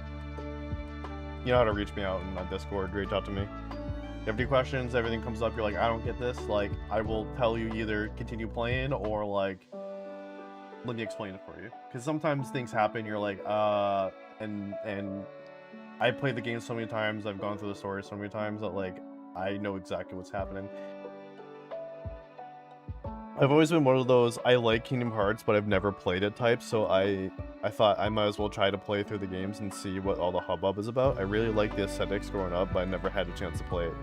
I feel that. I remember, like, when Kingdom Hearts 1 came out, that was around the time that I was probably about 9 or 10. Hold on, it says... Yeah, so I was about 9 or 10. Hold on. Yeah, I was about 10 when it was coming out. So, and so I remember like seeing like the trailers and stuff for 1, and I think like because I was watching a lot of like Disney Channel back then. Oh god, I feel old. I was watching Disney Channel a lot back then, and they would have like promos and trailers and stuff that would play. And I was like, oh wow, that looks really cool, but like I just never cared enough to like ask my parents to get it for me. So fast forward a few years, and Kingdom Hearts 1 and Chain of Memories is already out, and I go to, and we're probably like just months away from 2 coming out, I want to say maybe like a year, and I go to a friend's house to hang out. And he's playing Kingdom Hearts 1. I'm like, oh, what is this? And I'm like, oh wow, you know what? I think I remember. Yeah, I remember seeing stuff about this game a few years ago, like when I was younger, on Disney Channel. And I'm watching him play, and I thought it was so fucking cool. So then I started playing it, and I kept playing it. I felt so bad because like I would go over his house just to play it. And then I think by the time I finished it, the Kingdom Hearts 2 had come out. And he had gotten that, and then we played that together. And then I eventually just got my own copy, just played at home. And that's how I got into Kingdom Hearts. I want to learn about storytelling. I've been dipping my toes in the process. Kingdom Hearts is supposed to have a good storytelling, so I thought I'd pay attention to how they execute it. Yes. So the thing about like Kingdom Hearts is that like I would say the storytelling is very good. And 1, not so much. It's not bad or anything by any means, but it's not as good as 1.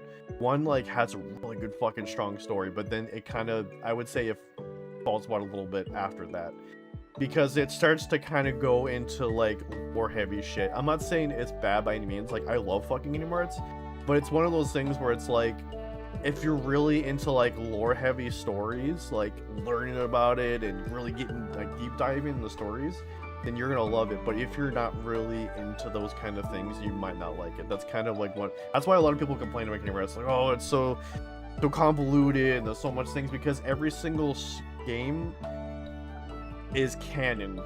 There's no off canon game.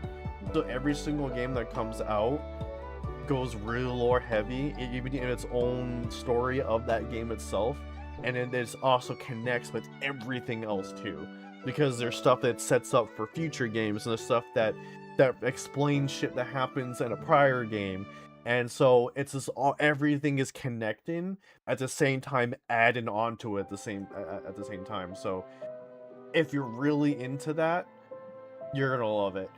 If you're not, probably not. There's a good chance you're not, because you can easily, like, that's why, like, everyone says, like, don't just play 1, 2, 3, especially going to 3. And I learned this the hard way, because I didn't play Chain of Memories. I was like a lot of other kids. 1 came out, I played it, and then 2 came out, and I was like, who the fuck is Roxas? Where's Sora?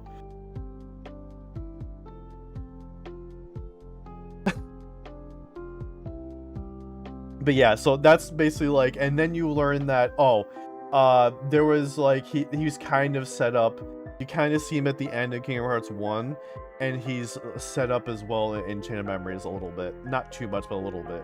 But you kind of have more of an understanding of Roxas is going into, but you still don't understand who he is. Not until they decided to release 350 Days Ever 2 after Kingdom Hearts 2. Then that's when you first start to figure out who Roxas is, and you even playing Kingdom Hearts 2, you understand who he is. Playing through it, like, okay, now I know who he is, but you don't get the full backstory on him until after 2. So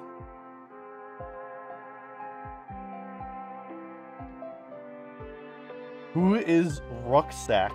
You'll get that joke. We get the 2, you'll get that joke.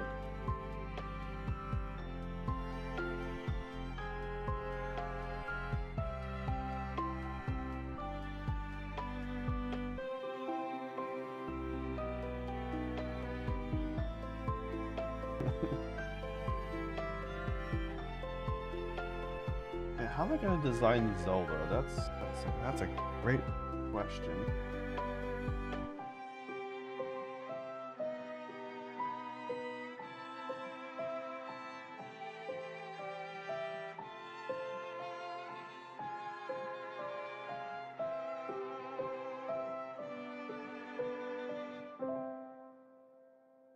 Isn't that the question of the day? How am I going to design Zelda? Zelda.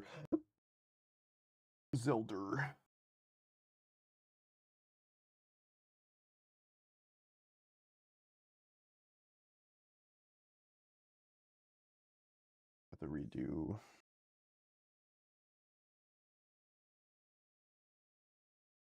all this.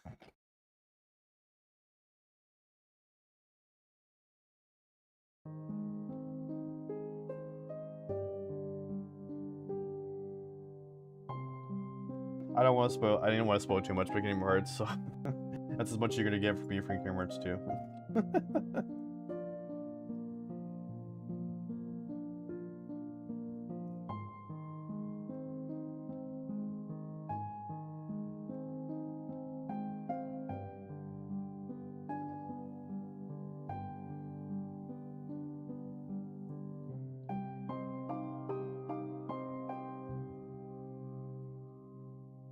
I know the basic plot spoilers. I don't know. Oh, okay, gotcha. Okay, so that wasn't really a spoiler. Okay.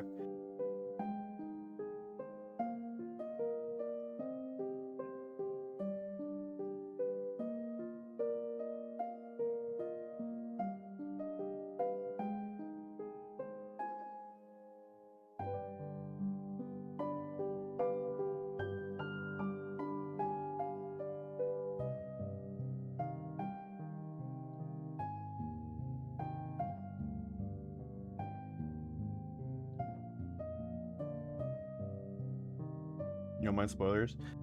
Okay, well then, I'm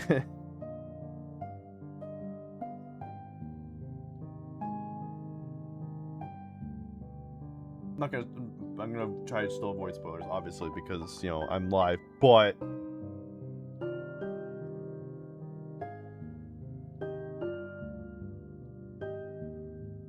I'm gonna tell you something that us Kingdom Hearts people know, like us like fans know, and we want more fucking information, and we haven't gotten it still.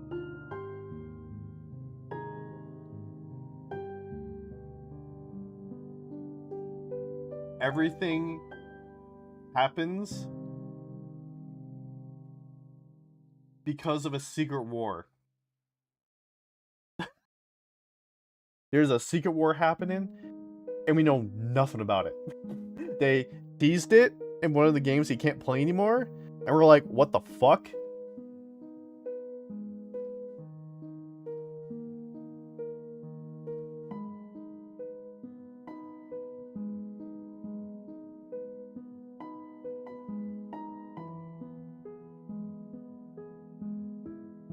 That's what it seems like anyway. It seemed like there was a war happening.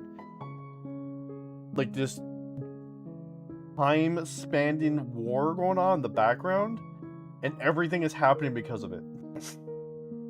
Everything. Even the wars that happen. Keyblade wars happen because of the war. There's a bigger war happening. Like, what? You mean the mobile game? Yeah, yeah. So, Union Cross. So the only way to really experience that, which, good luck. There's a lot of cutscene. There's a lot of storytelling in that game. And yeah, because there's like 999 levels in that game, and there's probably like 4 or 5 hours of cutscenes. 2D non-voice acted cutscenes, mind you. Does it have anything to do with the chess playing game? No, that is set up for the new saga that's happening, Kingdom Hearts 4. And actually, no, I'm sorry. That chess game that you're seeing is just...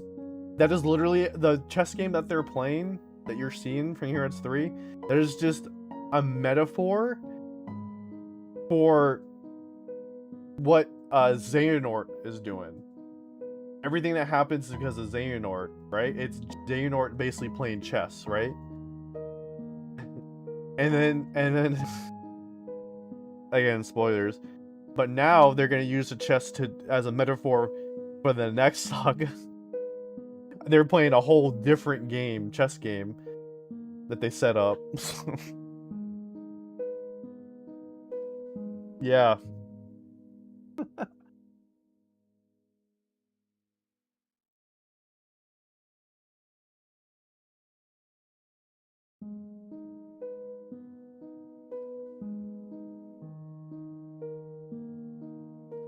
Yeah, everything that happens in Kingdom Hearts is just Xehanort's doing, by the way. I'll just say that much.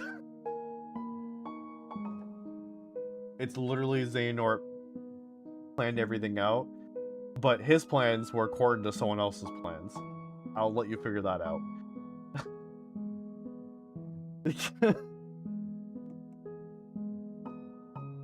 Yeah, they're doing that thing where it's like there's a bad guy above the bad guy.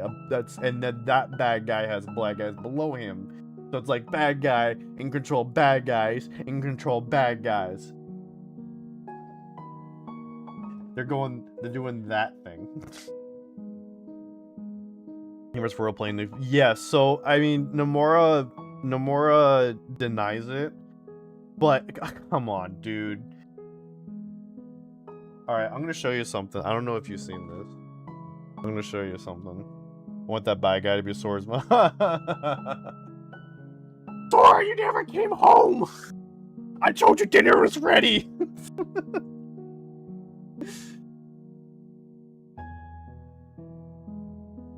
I told you dinner was ready, you never came! And you disappear for like 2 years! And then come back and then go away again! What is your problem?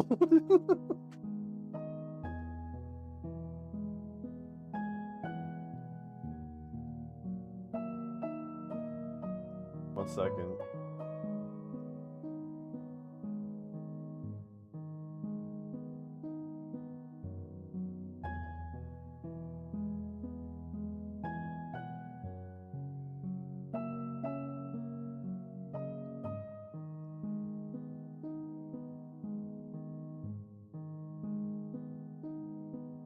So you know about your Zora and everything, right? You know about that character?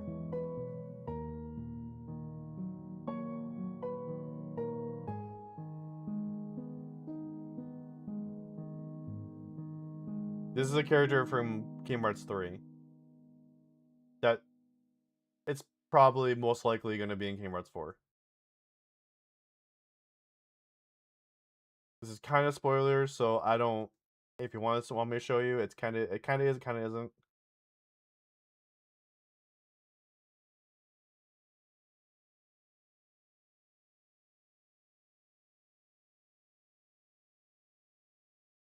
Okay.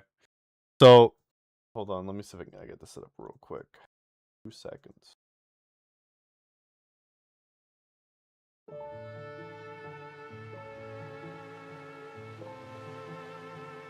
I know it's supposed to be a Zelda theme thing, but we're gonna talk about Kingdom Hearts. You got me talking about Kingdom Hearts. Which I'm fine with. I'm completely fine with that.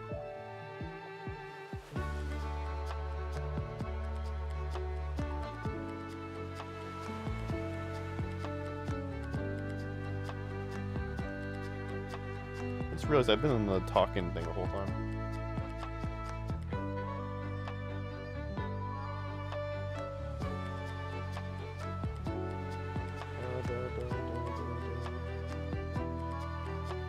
It's the 40th anniversary of Zelda for me every day. Okay, so let me stop the music. So this is a comparison between what we see at the very, very end, like when you beat the DLC. Yeah, we beat the DLC for Kingdom Hearts 3, and this is a comparison to Final Fantasy Versus 13.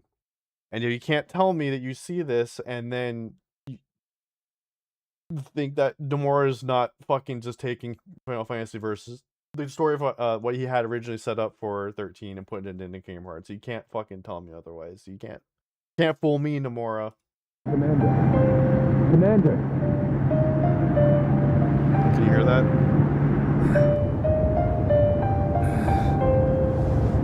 Impressive, is it not?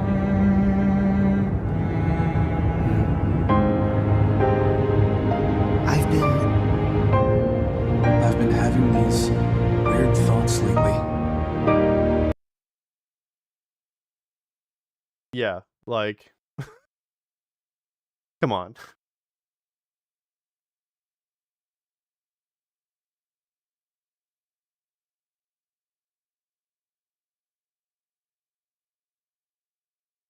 I heard the other day Nomura was salty about Versus and put a boss fight in Kingdom Hearts 3 that's super difficult to beat on beginning. Yes, that was the your Zora fight.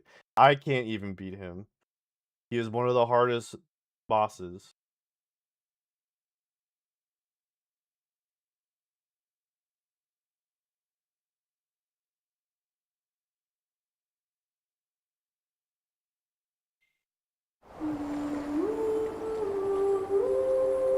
Now, here's the thing is, you don't have to beat him. You can lose. It gives you an alternate ending. Not the true ending. You have to beat him to get the true ending.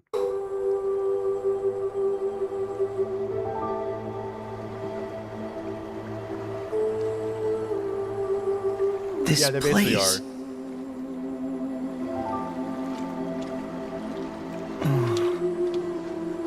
Well, now you get the context of At how least Sora I'm gets all to here. by him.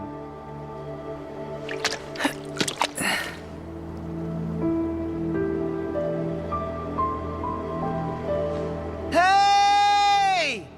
Is anyone out there? Yes, it's very cool. Hello? I still have my Sora, Kingdom Hearts 3 Sora. Hey. But Huh? Hey, Who's that?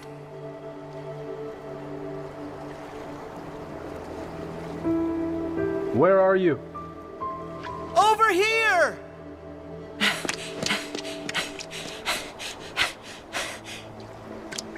I see you.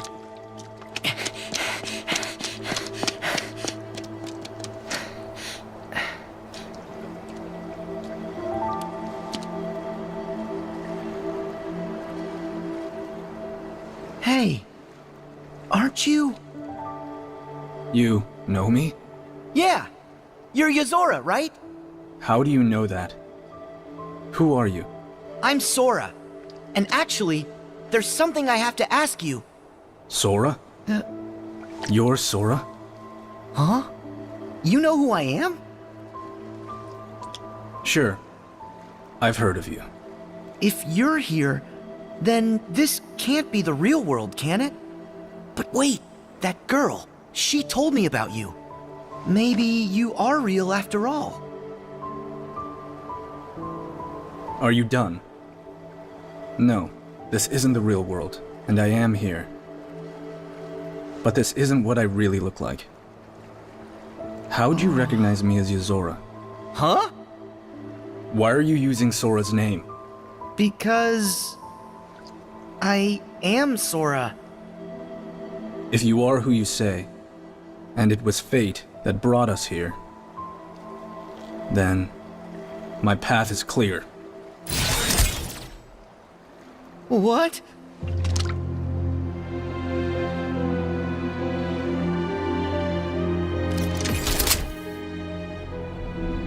Yeah, pretty much.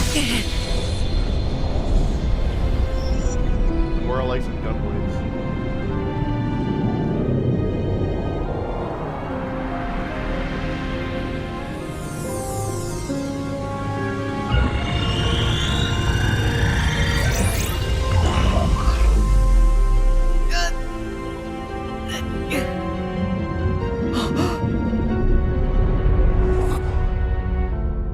Hey, wait! Yes. I accidentally wandered into this place and went through some trials. Then, I was told to save Sora. Huh?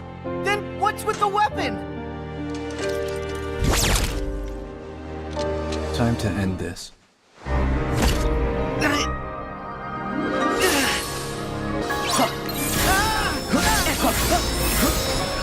Let's go.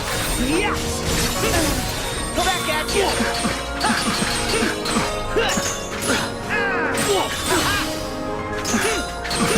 What's the fight?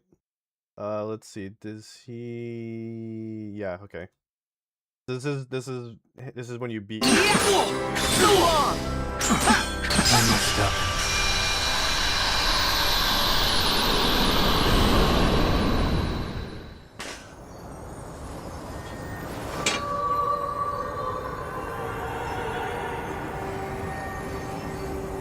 I guess that my powers aren't needed yet. What do you mean? Never mind.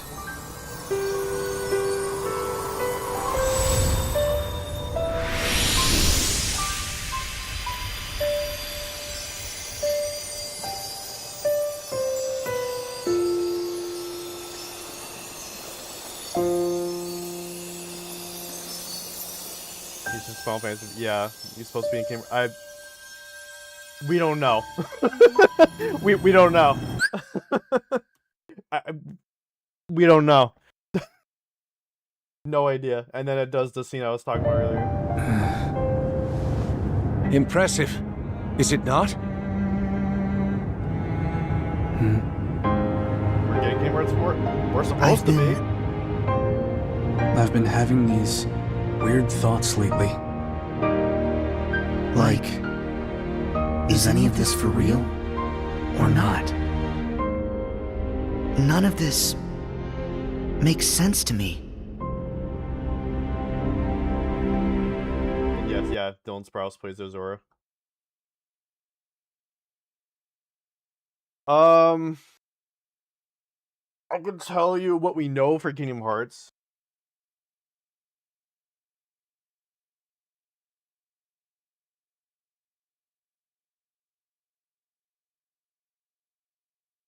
We don't know a lot, but we know some things based off of this ending, stuff that was set up in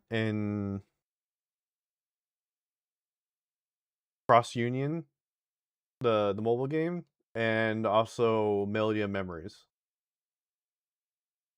It's been like 30 years. 25. Close. Almost 25. Close.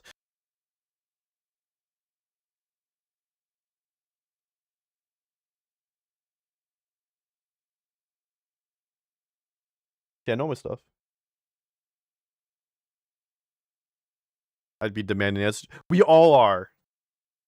We all are.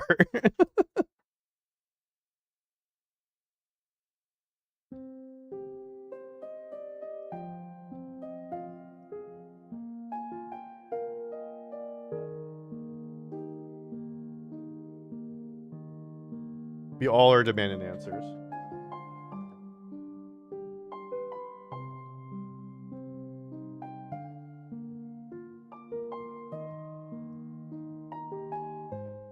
Like, so there's a character, all we know is that Sora is in another reality, not world or dimension, reality. Because now we've gone bigger. Now it's like, now we get two separate realities. We have the reality where all the Disney World, where Sora's been hanging out, Disney Worlds are there, blah, blah, blah. And now we have unreality, which apparently both realities look at the other reality as unreality. Like, and the other reality is the real world, basically.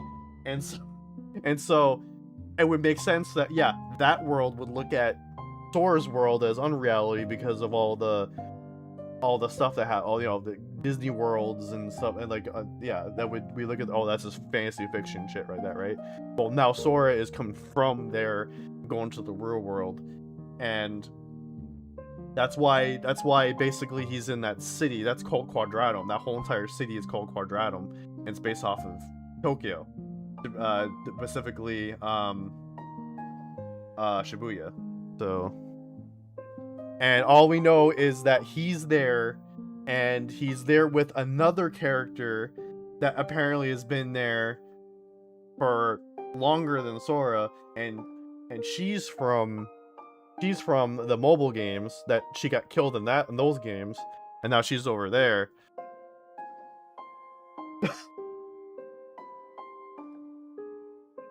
That's why when you see the trailer, that's why he is dressed differently. It looks more realistic and older because he's in another world. He's in another reality, so his appearance changes when he's over there, apparently. Where does Kairi fit in all this? Kairi is the love interest / she's one of the princesses. As for like, she does become a Keyblade wielder. You'll see her get a Keyblade. It is very slow for her to become a Keyblade wielder. And even when she becomes a Keyblade wielder, she still sucks. She's good. She's actually, to be honest, you won't see her be really good until like the very end of Kingdom Hearts, like in the DLC. That's when she actually gets like really good to become a Keyblade wielder. But until that point, she sucks. Until then, she's just like a damsel in distress that turns into like a warrior over time of the games. And even then, she's still like, well, I need more training, so I need actually help from another Keyblade wielder. So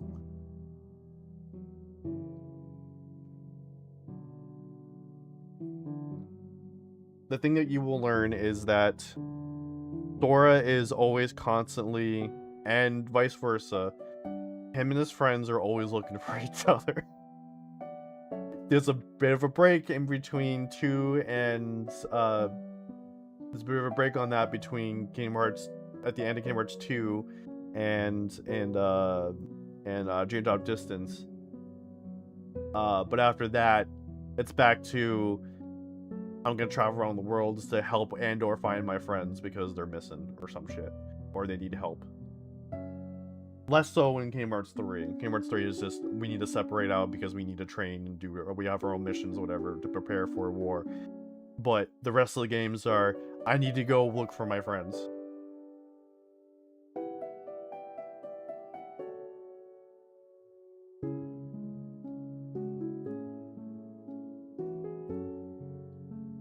That's what Donald Goofy do too. Donald and Goofy are always constantly looking for King Mickey because he's always running off doing shit.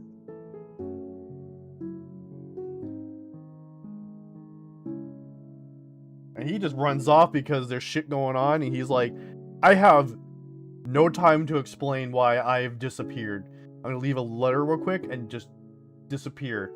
And then my friends are gonna, and then Donald and Goofy are gonna figure out at some point later, and then they'll just spend the rest of the time come to find me with Sora.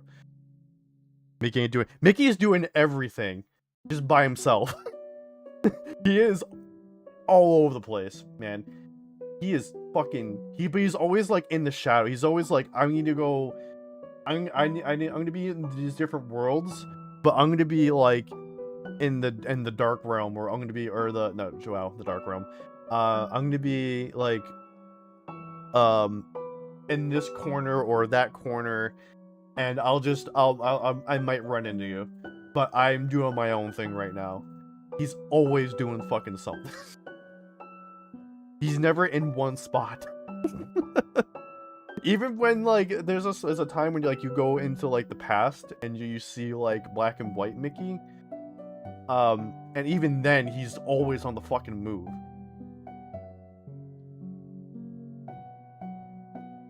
Yeah, I mean that's why he's King Mickey, you know.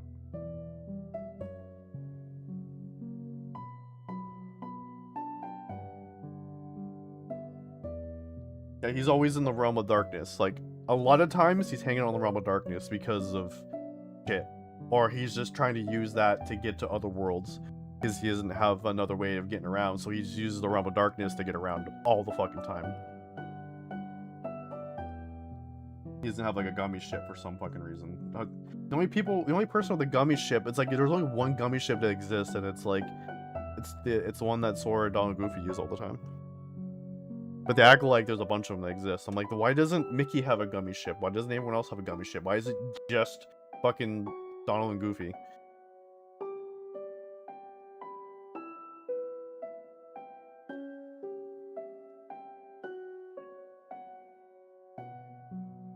You know what's funny? I'm just now questioning that. I just realized I'm just now questioning why there's only ever one gummy ship. I mean, they always make it seem like there's multiple gummy ships. There's like different models and stuff you unlock through the game, through like each game. Like there's like you get like the better gummy ship and stuff to get through the harder gummy ship stages. But I'm just now thinking about it. I'm like, wait a second, Donald and Goof are the only ones who ever have a gummy ship. Why does anyone else have a gummy ship? Everyone else uses the corridors of darkness and shit to get around, and then there's Donald and Goofy flying through space.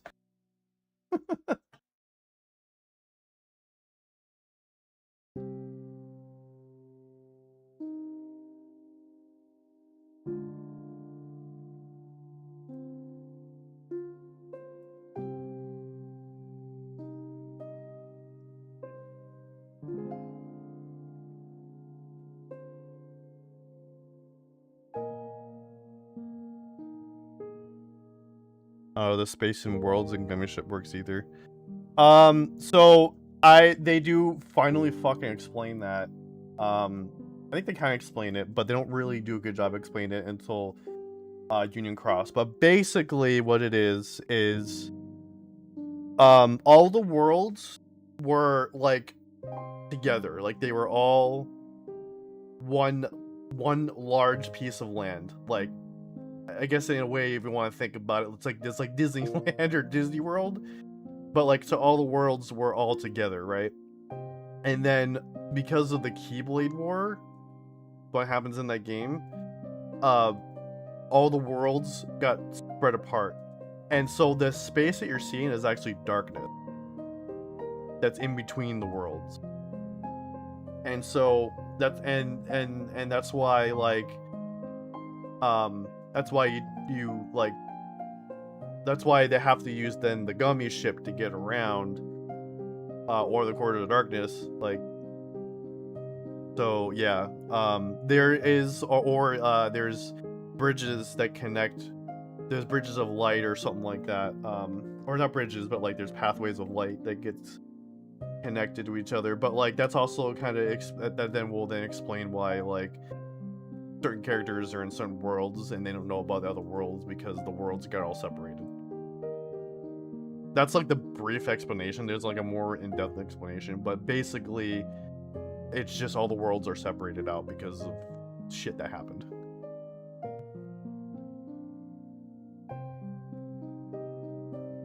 There's, oh, I guess I can, it's not too much more of an explanation, actually, now that I think about it.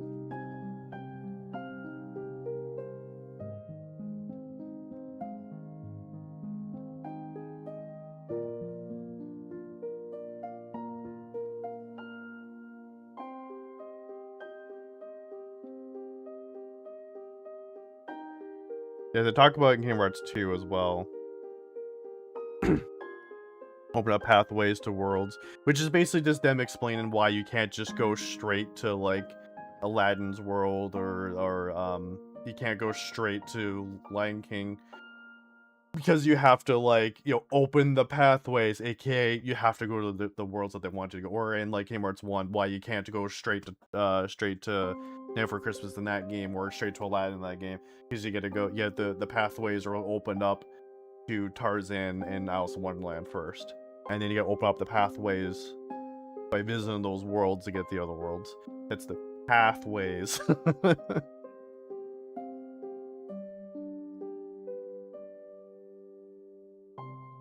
But then once the pathways are open, then you can just fly directly to them. The other weird thing too is that the Wayfinder trio actually uses their own Keyblades to fly around. That, and also when Xehanort was learning to be a Keyblade wielder, like him and all his friends also did the same thing. So they had the ability to transform, like basically put on like armor that they can use to go into the space, and then also turn their Keyblades into like a flying vehicle, which you'll see, like some sort of flying vehicle, either like a bike or a hoverboard or something like that. And so they were able to do that. That's how they got around.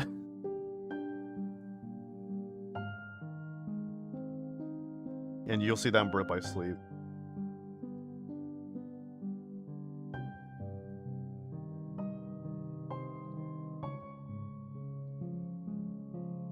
I find the exact.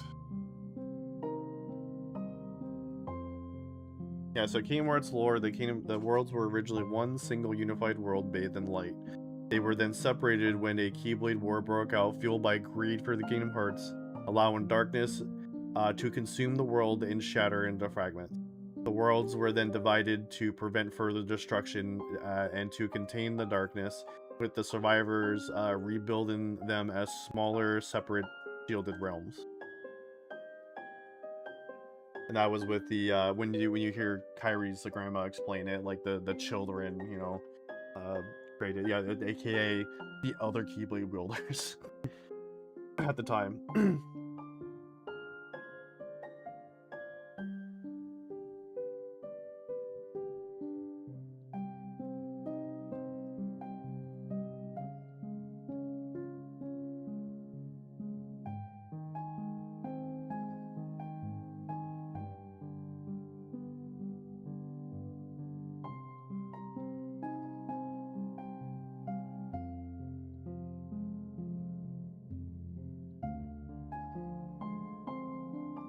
Bruh.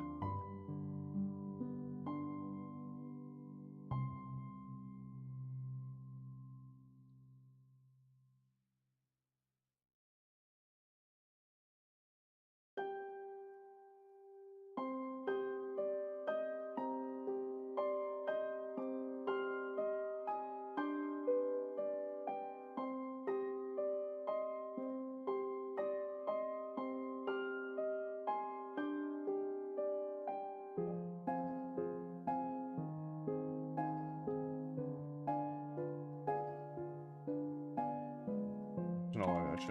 What am I doing? I'm getting ahead of myself.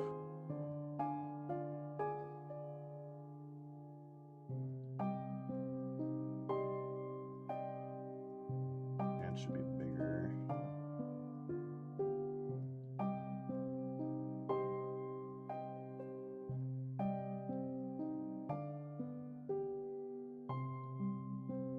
If you have any other Kingdom Hearts questions, I can answer them.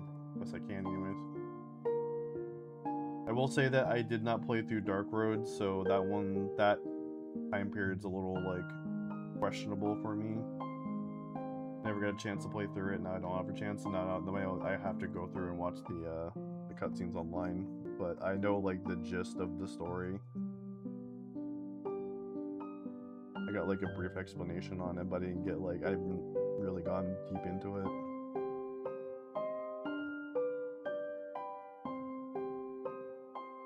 Dark Road is just like the it's basically like Xehanort's origin story, pretty much. I did play like because they were releasing that in parts, so I did play like the first part when it was first available, but then I just never got around to playing the rest of it.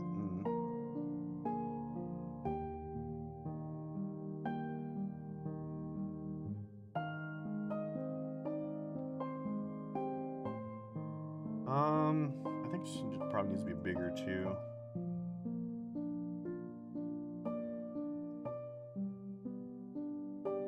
Maybe like that. And also same thing with Ganondorf.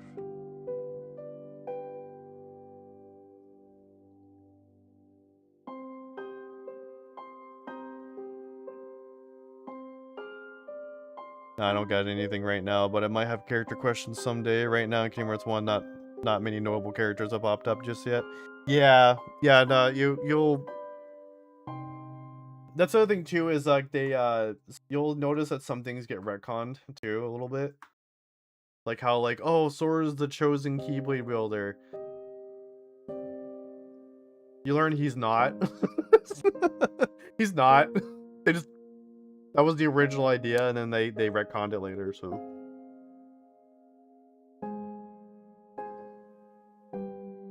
Because there's only one, and then you learn there's more. Oh, but Sora's still the chosen Keyblade. Oh yeah. And then more show up. But Sora's the chosen Keyblade wielder, right? No, not really. Oh, okay.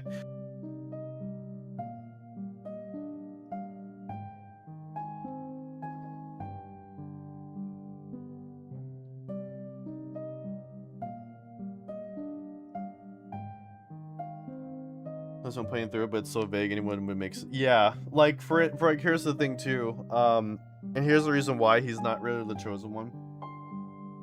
And also, I had to. This. It was only recently when I finally like figured it out, because for the longest time I thought something else. So at first we're told that he is the chosen Keyblade wielder, right? That's what you're being told right now. Later on, you'll learn that Ventus is in Sora's heart. So then you're like, oh, okay. So the reason why he's a Keyblade wielder is because of Ventus, right? Right? Let's go with that, right? And then we figure out, and this wasn't in the game, I don't think, we had to basically then find out that the Keyblade, the reason why Sora got the Kingdom Key was because it was supposed to go to Riku. And it didn't. Because Riku was following the darkness. And so then it went to Sora, because Sora was right next to him at the time. Oh, I'm in ads? Okay.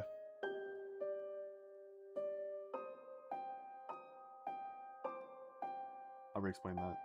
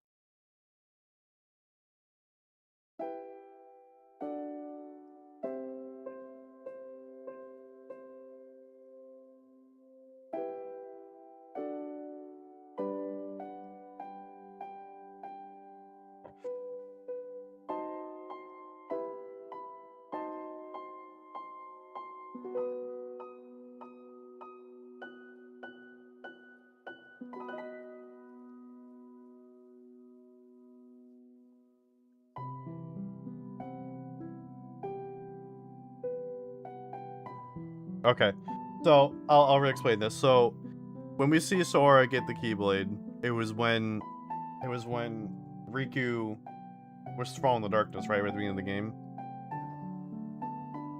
and then Sora gets a Keyblade, and then we're told that he's the chosen Keyblade wielder. Like Keyblade chose him, right? Okay, and then we find out in Kingdom Hearts 2.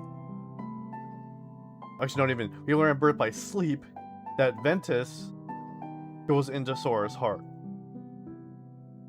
But we also, right before that, learned about the bequeathing. And bequeathing is basically the, like, it's kind of like a ritual process that Keyblade wielders do to pass on the power to be able to wield a Keyblade, pretty much. And so, when Terra goes to Destiny Islands, and they see little kid Riku and little kid Sora, he sees Riku as like, and he sees the potential of being the Keyblade wielder, and he bequeaths the Keyblade to Riku, the power of the Keyblade to Riku, for him to be able to get a Keyblade later, aka when Sora gets it, right? So. But it was because the fact that Ventus goes into Sora's heart that we're like, oh, okay, it's probably because he's the reason why Sora is a Keyblade wielder is because of Ventus. No, nothing to do with it. Sora wasn't supposed to have a Keyblade whatsoever. The only reason why it went to Sora is because the Kingdom Key was supposed to go to Riku, and it didn't go to him because he was falling in darkness. So then the Kingdom Key chose to go to Sora instead because he was right there at the time. That's it. I'm like, oh, so he's not special at all. Great. Yeah, you just retcon that. Cool. Sounds good.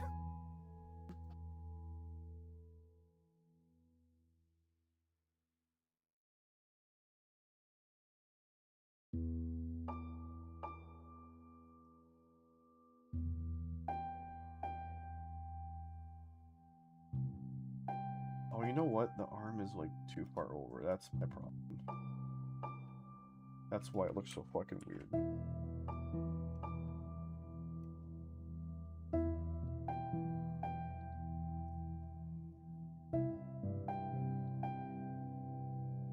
I made her too wide.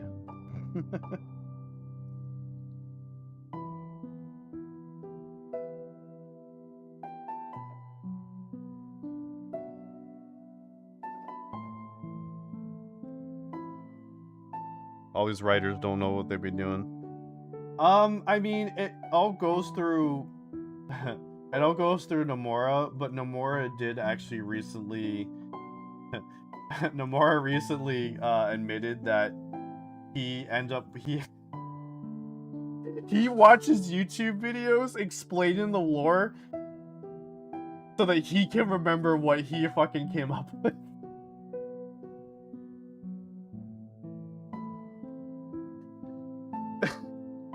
He literally admitted that. He's like, yeah, I watch YouTube videos because I need refreshers on my own lore. Why don't you write it down?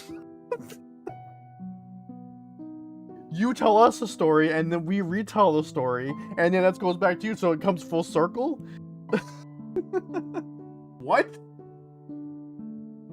Not gonna lie, I don't think anyone can remember. No, you're right. It's anything that big, no one's gonna remember everything. I can't remember some of it. I have to sit here and look up. I had to look up the whole, like, the world's getting separated. I didn't remember that. I had to, like, what was it again? It was like they're separated by darkness or something. I had to, like, literally look it up to tell you the thing. So, I mean, I have my own series, and it is lore heavy because it's inspired by Kingdom Hearts. I mean, it's inspired by Zelda and other things too. But, like, because I'm into the whole lore heavy thing. Also because of Star Wars too. Star Wars is the same thing. There's so much fucking story with Star Wars. It's the same thing. Like, you have to write it down to remember everything. It's kind of like Lord of the Rings too. Lord of the Rings is the same way. So I'm into the really big, heavy lore stories. So, like, I'm doing the same thing in my own series. And I write my shit down. Like, I type it up in the document. So if I ever have to go back and remember it, it's there. Like, anything that I have, like, put down, like, set in stone. Nothing like future ideas this year. I tried to do that separately, like, with future ideas or because I'll just like randomly come up with the idea of I'm out and about, like, oh shit, that'd be cool, really cool, and I write that down, or I try to keep it in my head. But sometimes I forget. But like I try to like put my set in stone story like down on a document that I have always have access to, because that's like the best way to do it. Like just write it down. Like just take like the 5 minutes to write it down, even if it's just like a quick like, and then just go back and make it better later. But just write it down so you at least don't forget it. That's my little advice to people who have like lore heavy stories. Write it down. Write your shit down. Because you will forget. It will happen. Trust me.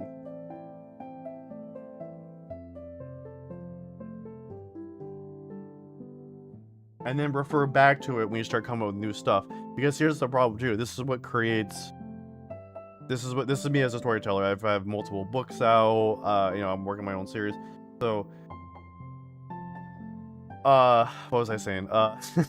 So, write it down and like refer back to it when you come up with new stuff to avoid plot holes. Because like I'll come up with new stuff and I'm like, oh shit, but it doesn't work with like this thing that happens at this point in the story. You know what I mean?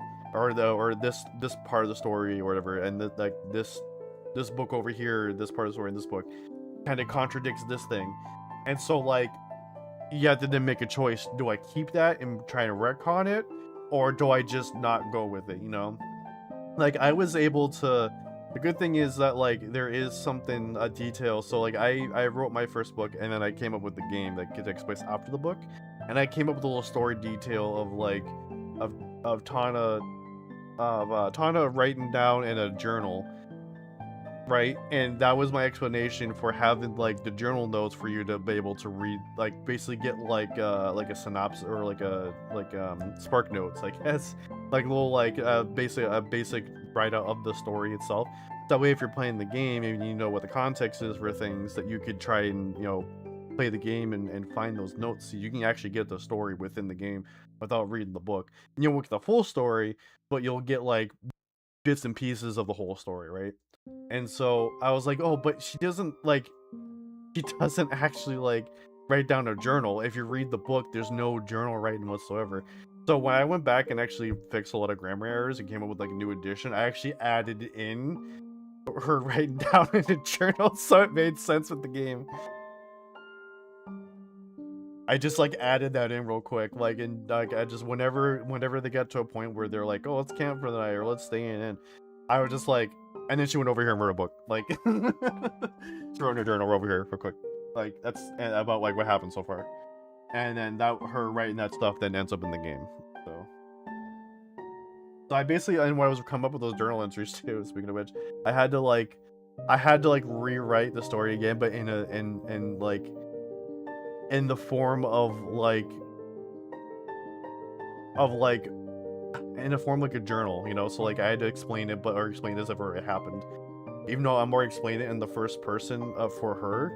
I had to then explain it in a first person in a journal sense, you know what I mean? So I had to rewrite it again. It was kind of funny. So, and I also had to think like, okay, how would she write this? How would she write down what happened the past few days or the past day or whatever up until this point for this journal entry, and then for this journal entry, and that, and so on. So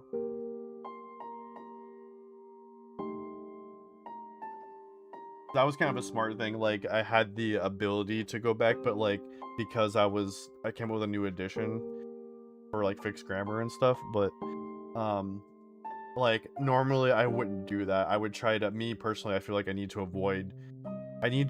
to avoid any plot holes, and I want to avoid retconning things either. I want to try and keep what I have for story and stuff as much as possible.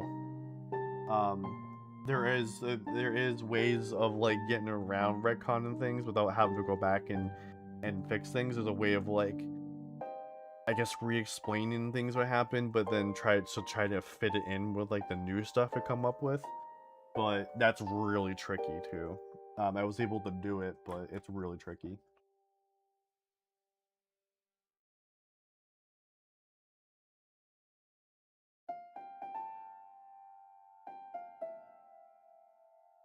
I feel like I'm screwing up on the proportions here.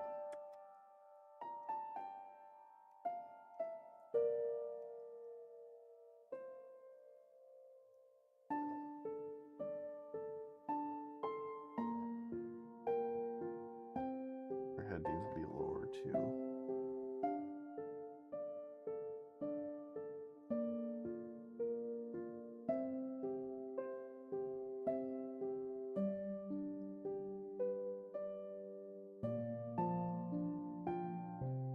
Yeah, this writing stuff is pretty complicated. Yeah, it can be complicated for sure.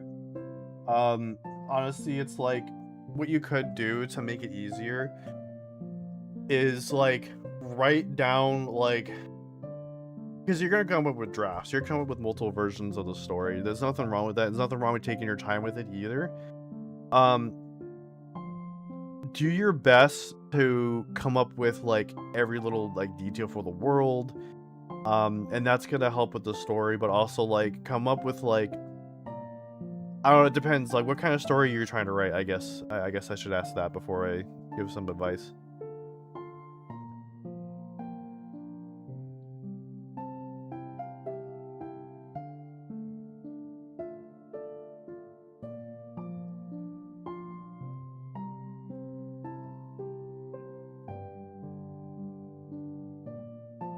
I made the head too big. I made the head way too big. Damn.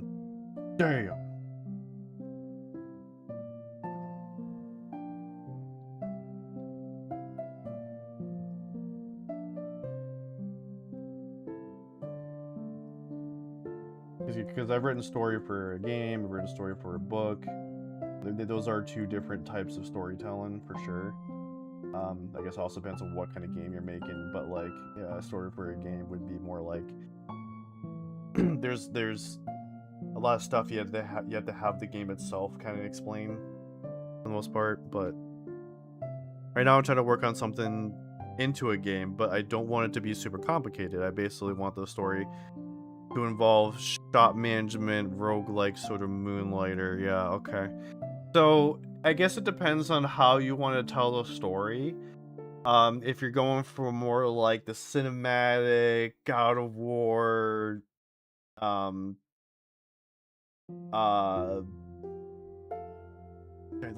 for The Last of Us. If you're trying to go for more like a Metal Gear, you know, it's like a movie it's like an interactive movie in a way. Then yeah, you definitely want to kind of go more the route of like a cinematic story, like if you're like writing a movie. But if you're trying to be less like more focused on the gameplay and less story, something similar to like maybe Zelda or maybe kind of like Kingdom Hearts in a way.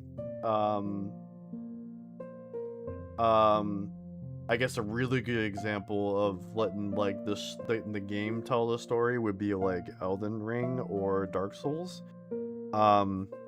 Like one of those games where that you kind of just, or like Breath of the Wild even, where they kind of just like throw you into the world and you kind of just the world is explaining the story in a way. There's sure like in Breath of the Wild, there's cutscenes that are explaining, but there's also a lot of the story that's being told through the world itself.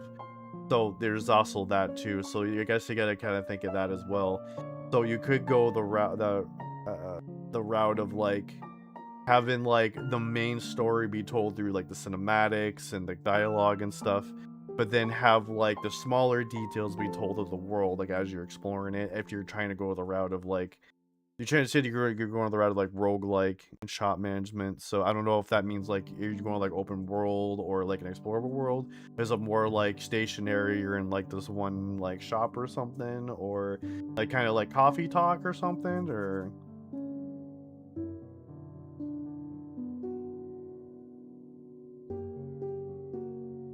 because there's like coffee talk where it's like that's more of like a talking simulator.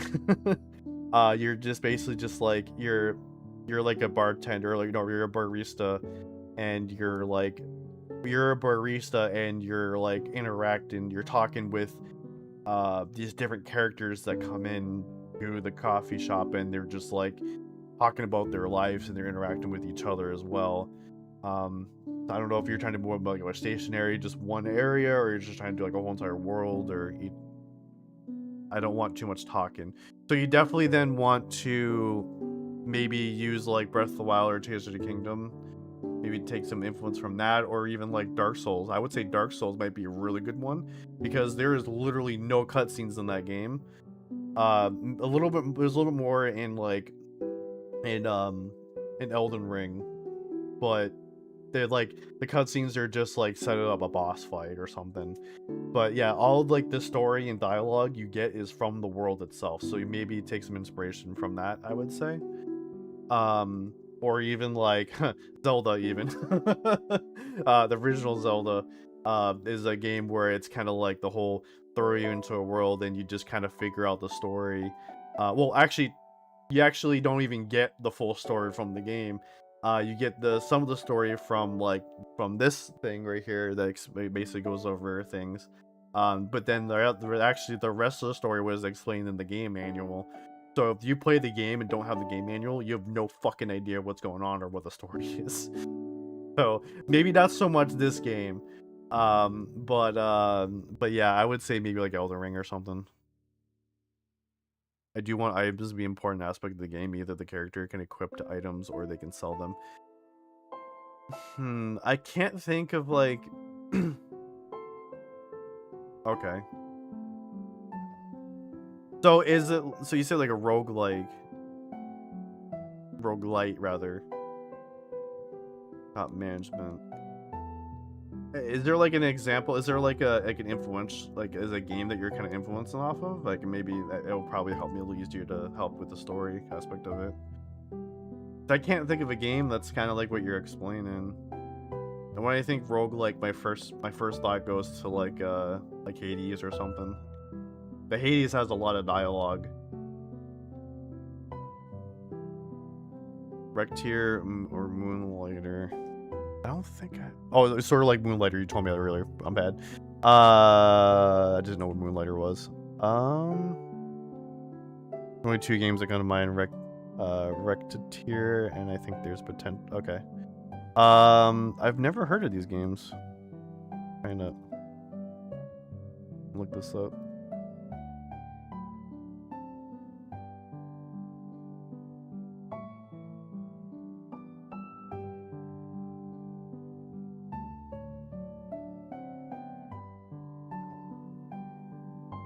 I immediately started thinking of as soon as I saw I'm looking at screenshots and stuff, like I immediately started thinking of like Cooking Mama and like shit. Oh, there's some combat in this game too. Okay. Oh, like fuck.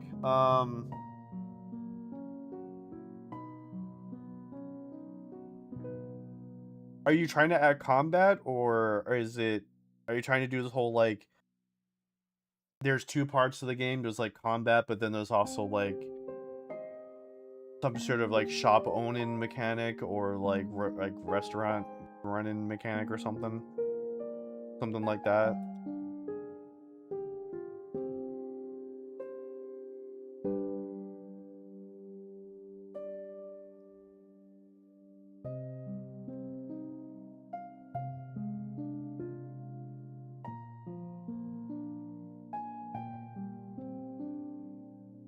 Because if that's what you're trying to do, I know there's a lot of like farming simulator games that are coming out. And a lot of the farming simulator games kind of have that like like where there's not too much talking, but there's like the yeah, you're right. Yeah, like shit. I think the Pokemon well, not the Pokemon, Game Freak I think came out with like a farming simulator where you also go out and fight and stuff. I actually, you know what's funny is I Another game that's actually like that, I've been playing a lot of Arknights Enfield. There is a story and cinematic and dialogue and stuff, so maybe not really much what you're looking for, but that one's also like there's combat, but then there's also a factory. You build factories and stuff to help with like the combat aspect of it. Yeah, I've been playing a ton of Arknights. It's so fun. If you like, it's basically like Genshin Impact meets Factorium. That's why I've been explaining it.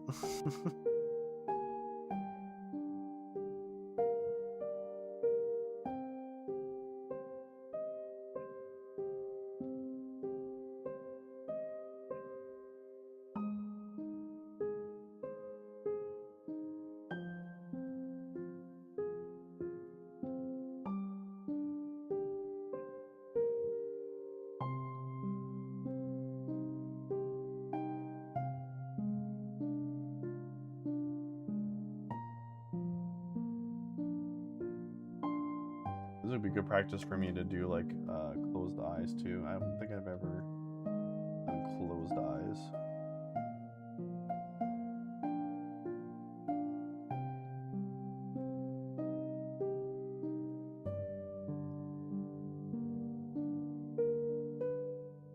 I need to come up with a good design for Zelda. I can't think of one right now. I just know that I want her basically kind of like that. I'll come back to Zelda when I come back to this. I won't come back to this until like later. I want to finish some other stuff first. Because I want to finish I started drawing Amy Rose. Which I'm still working on the line art. I need to fix the line art still. So I'm almost done with it. But I was trying to work on it last night, but I was so goddamn tired last night, I couldn't do more than just the hammer. So I did the hammer, I got about that far, and I was like, I can't, my brain's done. I need to go sleep. I was so exhausted yesterday. Gotta pick up one of those iconic Zelda designs, which are one of... Yeah, I know, I gotta do, because I say that's what I'm doing with with Link. That's what I did with Link right here. Is I didn't really. This is like basically my own design. That's what I'm doing with all these characters. Is I'm coming up with my own design, like as if I'm drawing them. That's why I'm not really looking too much at references.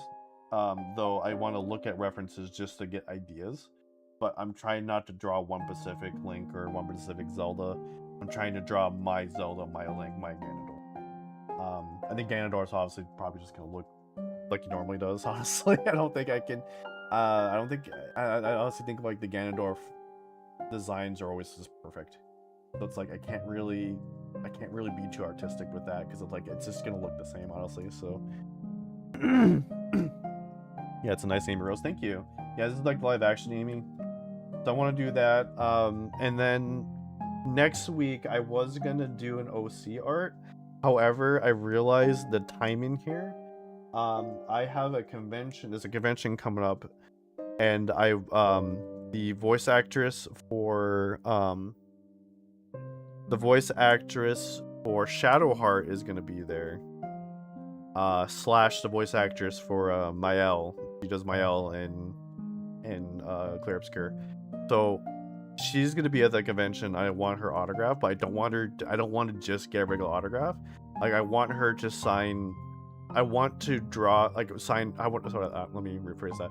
I want her to sign a drawing of Shadowheart that I did. I have plenty of like Shadowheart art on my wall that I can't show you because it's kind of like it's just not safe for your Twitch.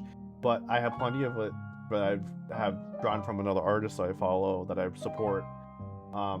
And she does amazing. Well, actually, two female artists do a really amazing job with their work, and they do amazing shadow art. And originally I was just gonna have her sign one of those, but I was like, you know what? I think it'd be a lot cooler, and it mean a lot more to me if they signed one of my arts rather than someone else's art. I think that'll be cooler. So I want to redraw Shadowheart. I tried to draw her a few years ago, and it didn't come out very well. So I want to redraw her next week and get her done, so that I can then get it printed and get it printed and have it ready to go for the convention. So I wanted to draw Shadowheart next week, and then the week after that, we'll see. I'm either gonna do the OC art that I was gonna do next week, or we'll probably get back into playing like Ninja Gaiden or something. Yeah, it would be, and then have that on the wall or something. So, because man, the original drawing was ass. Like, it was okay, I guess, at the time. But even at the time, I was like, oh, you know what? I fucked up with, like, the posing, and I fucked up with the details, and I'll try and pull it up here into Photoshop. I just gotta find it. Not Photoshop, but Clip Studio here. I'm gonna find it real quick.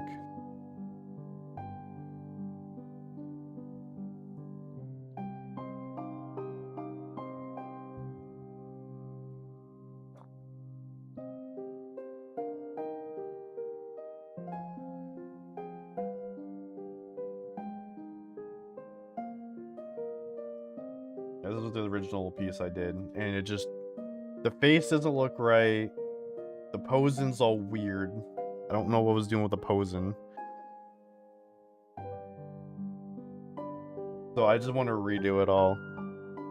And also, this was back when I didn't know any better about AI, so this is AI background, so yeah, no.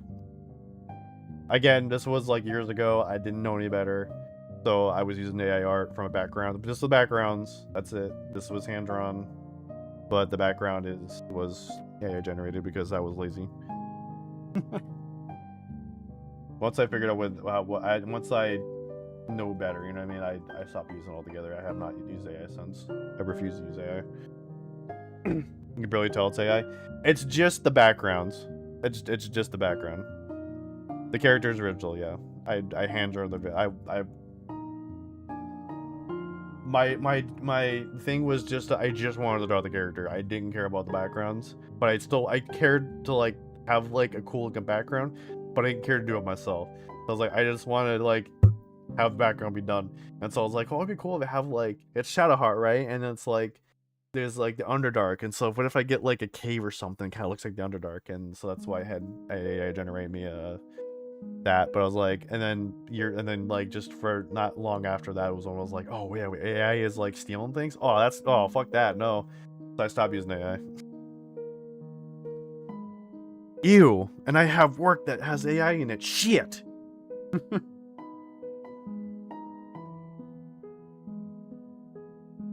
But all like the newer pieces, like 2004 up, about 2003-ish, it's all hand done. Everything's hand done, no AI.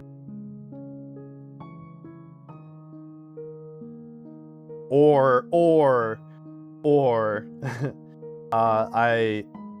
I did for the Kingdom Hearts piece, I did use a pre-made background, one that was meant for that, and I made sure that wasn't AI made.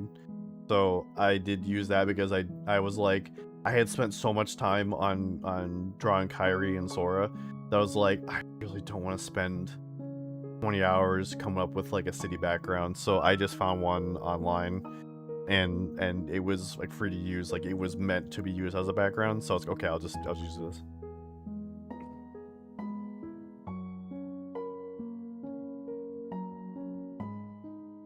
I redid Kairi, and then I drew Sora, and I was like, I'm so done. I just want background done. I want a city background, but I didn't want to do it myself.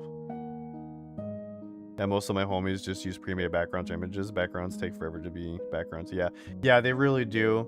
And I used to do that too. I used to use like it goes good with just like called Pixel. And Pixel is for like it's free to use images. And before I was using the AI, where AI was a thing, I was using that for my backgrounds. And so it was basically like stock images, free to use stock images. So I would just use that, and then I started using AI, and then I just stopped using all together. I was like, okay, I think at this point, like I want it to be fully legit mine. So I will take the time to make a background, or if I really don't want to do a background, I'll just do a simple color, and so I'll do that sometimes too. But I'll still make it look good, you know.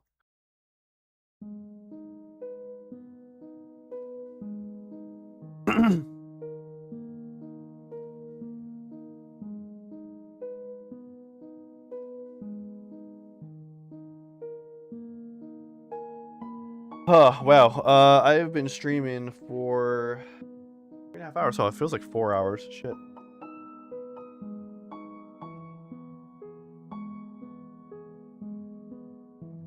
But yeah, I think I'm actually just gonna call it here. Like I said, I'm gonna pick this up at a later time. Her neck is way too fucking huge, bro.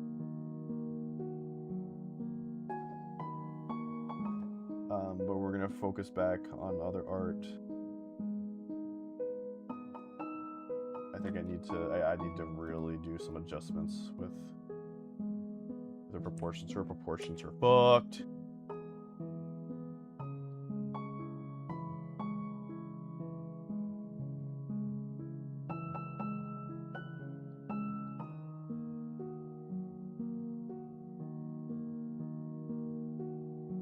Nice Zelda stream, nice Kingdom Hearts talk. Yeah, did a lot of Kingdom Hearts talking.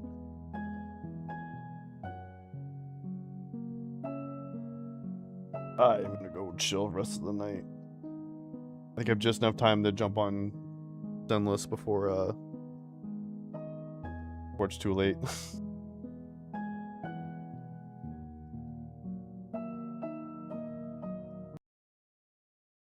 Alright, well, I want to thank everyone so much for hanging out. Extra, thank you so much for coming in and hanging out with me and talking some Kingdom Hearts stuff.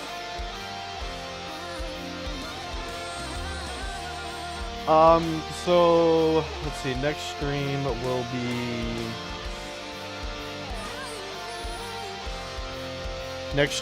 be on Tuesday night. So we're gonna start doing night streams. But on Tuesdays and Wednesdays. So instead of streaming in the middle of the day, it'll be at night. I think that works a little better.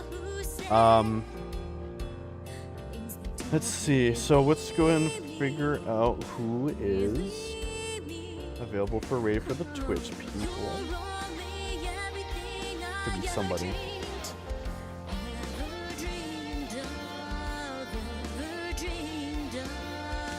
Oh, there's 23 people live that I follow.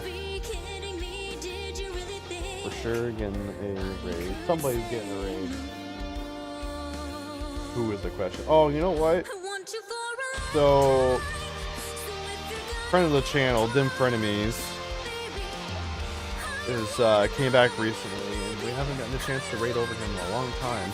We're gonna raid over to Dim Frenemies, to Otis. Otis over the Dim Frenemies channel. What is Otis doing? Otis, I think, is playing Battlefield. I think he said he was playing Battlefield. Oh, he's playing Star Wars He's playing Battlefront. Take it back. I thought he said he was playing Battlefield. Yeah, if I would know now, I wouldn't play Battlefront with him.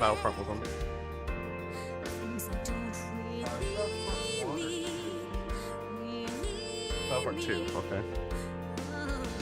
Alright, raid started. Is it started? Yeah, it did start. Okay. So yeah, I will see everyone on Tuesday night. Be sure to follow my socials. So throw that down real quick. Stay tuned for the raid. And then everyone, I will see you guys on Tuesday. Later.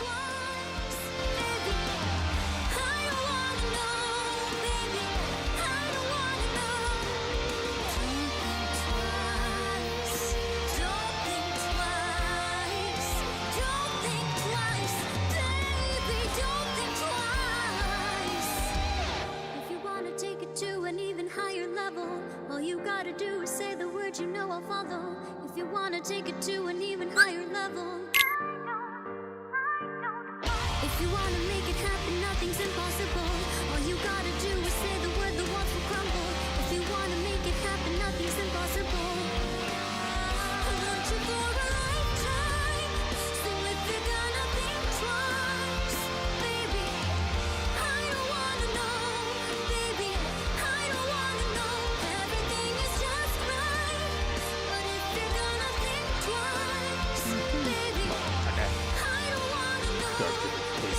Rain on me, daddy. Where'd they go? Ace Raid.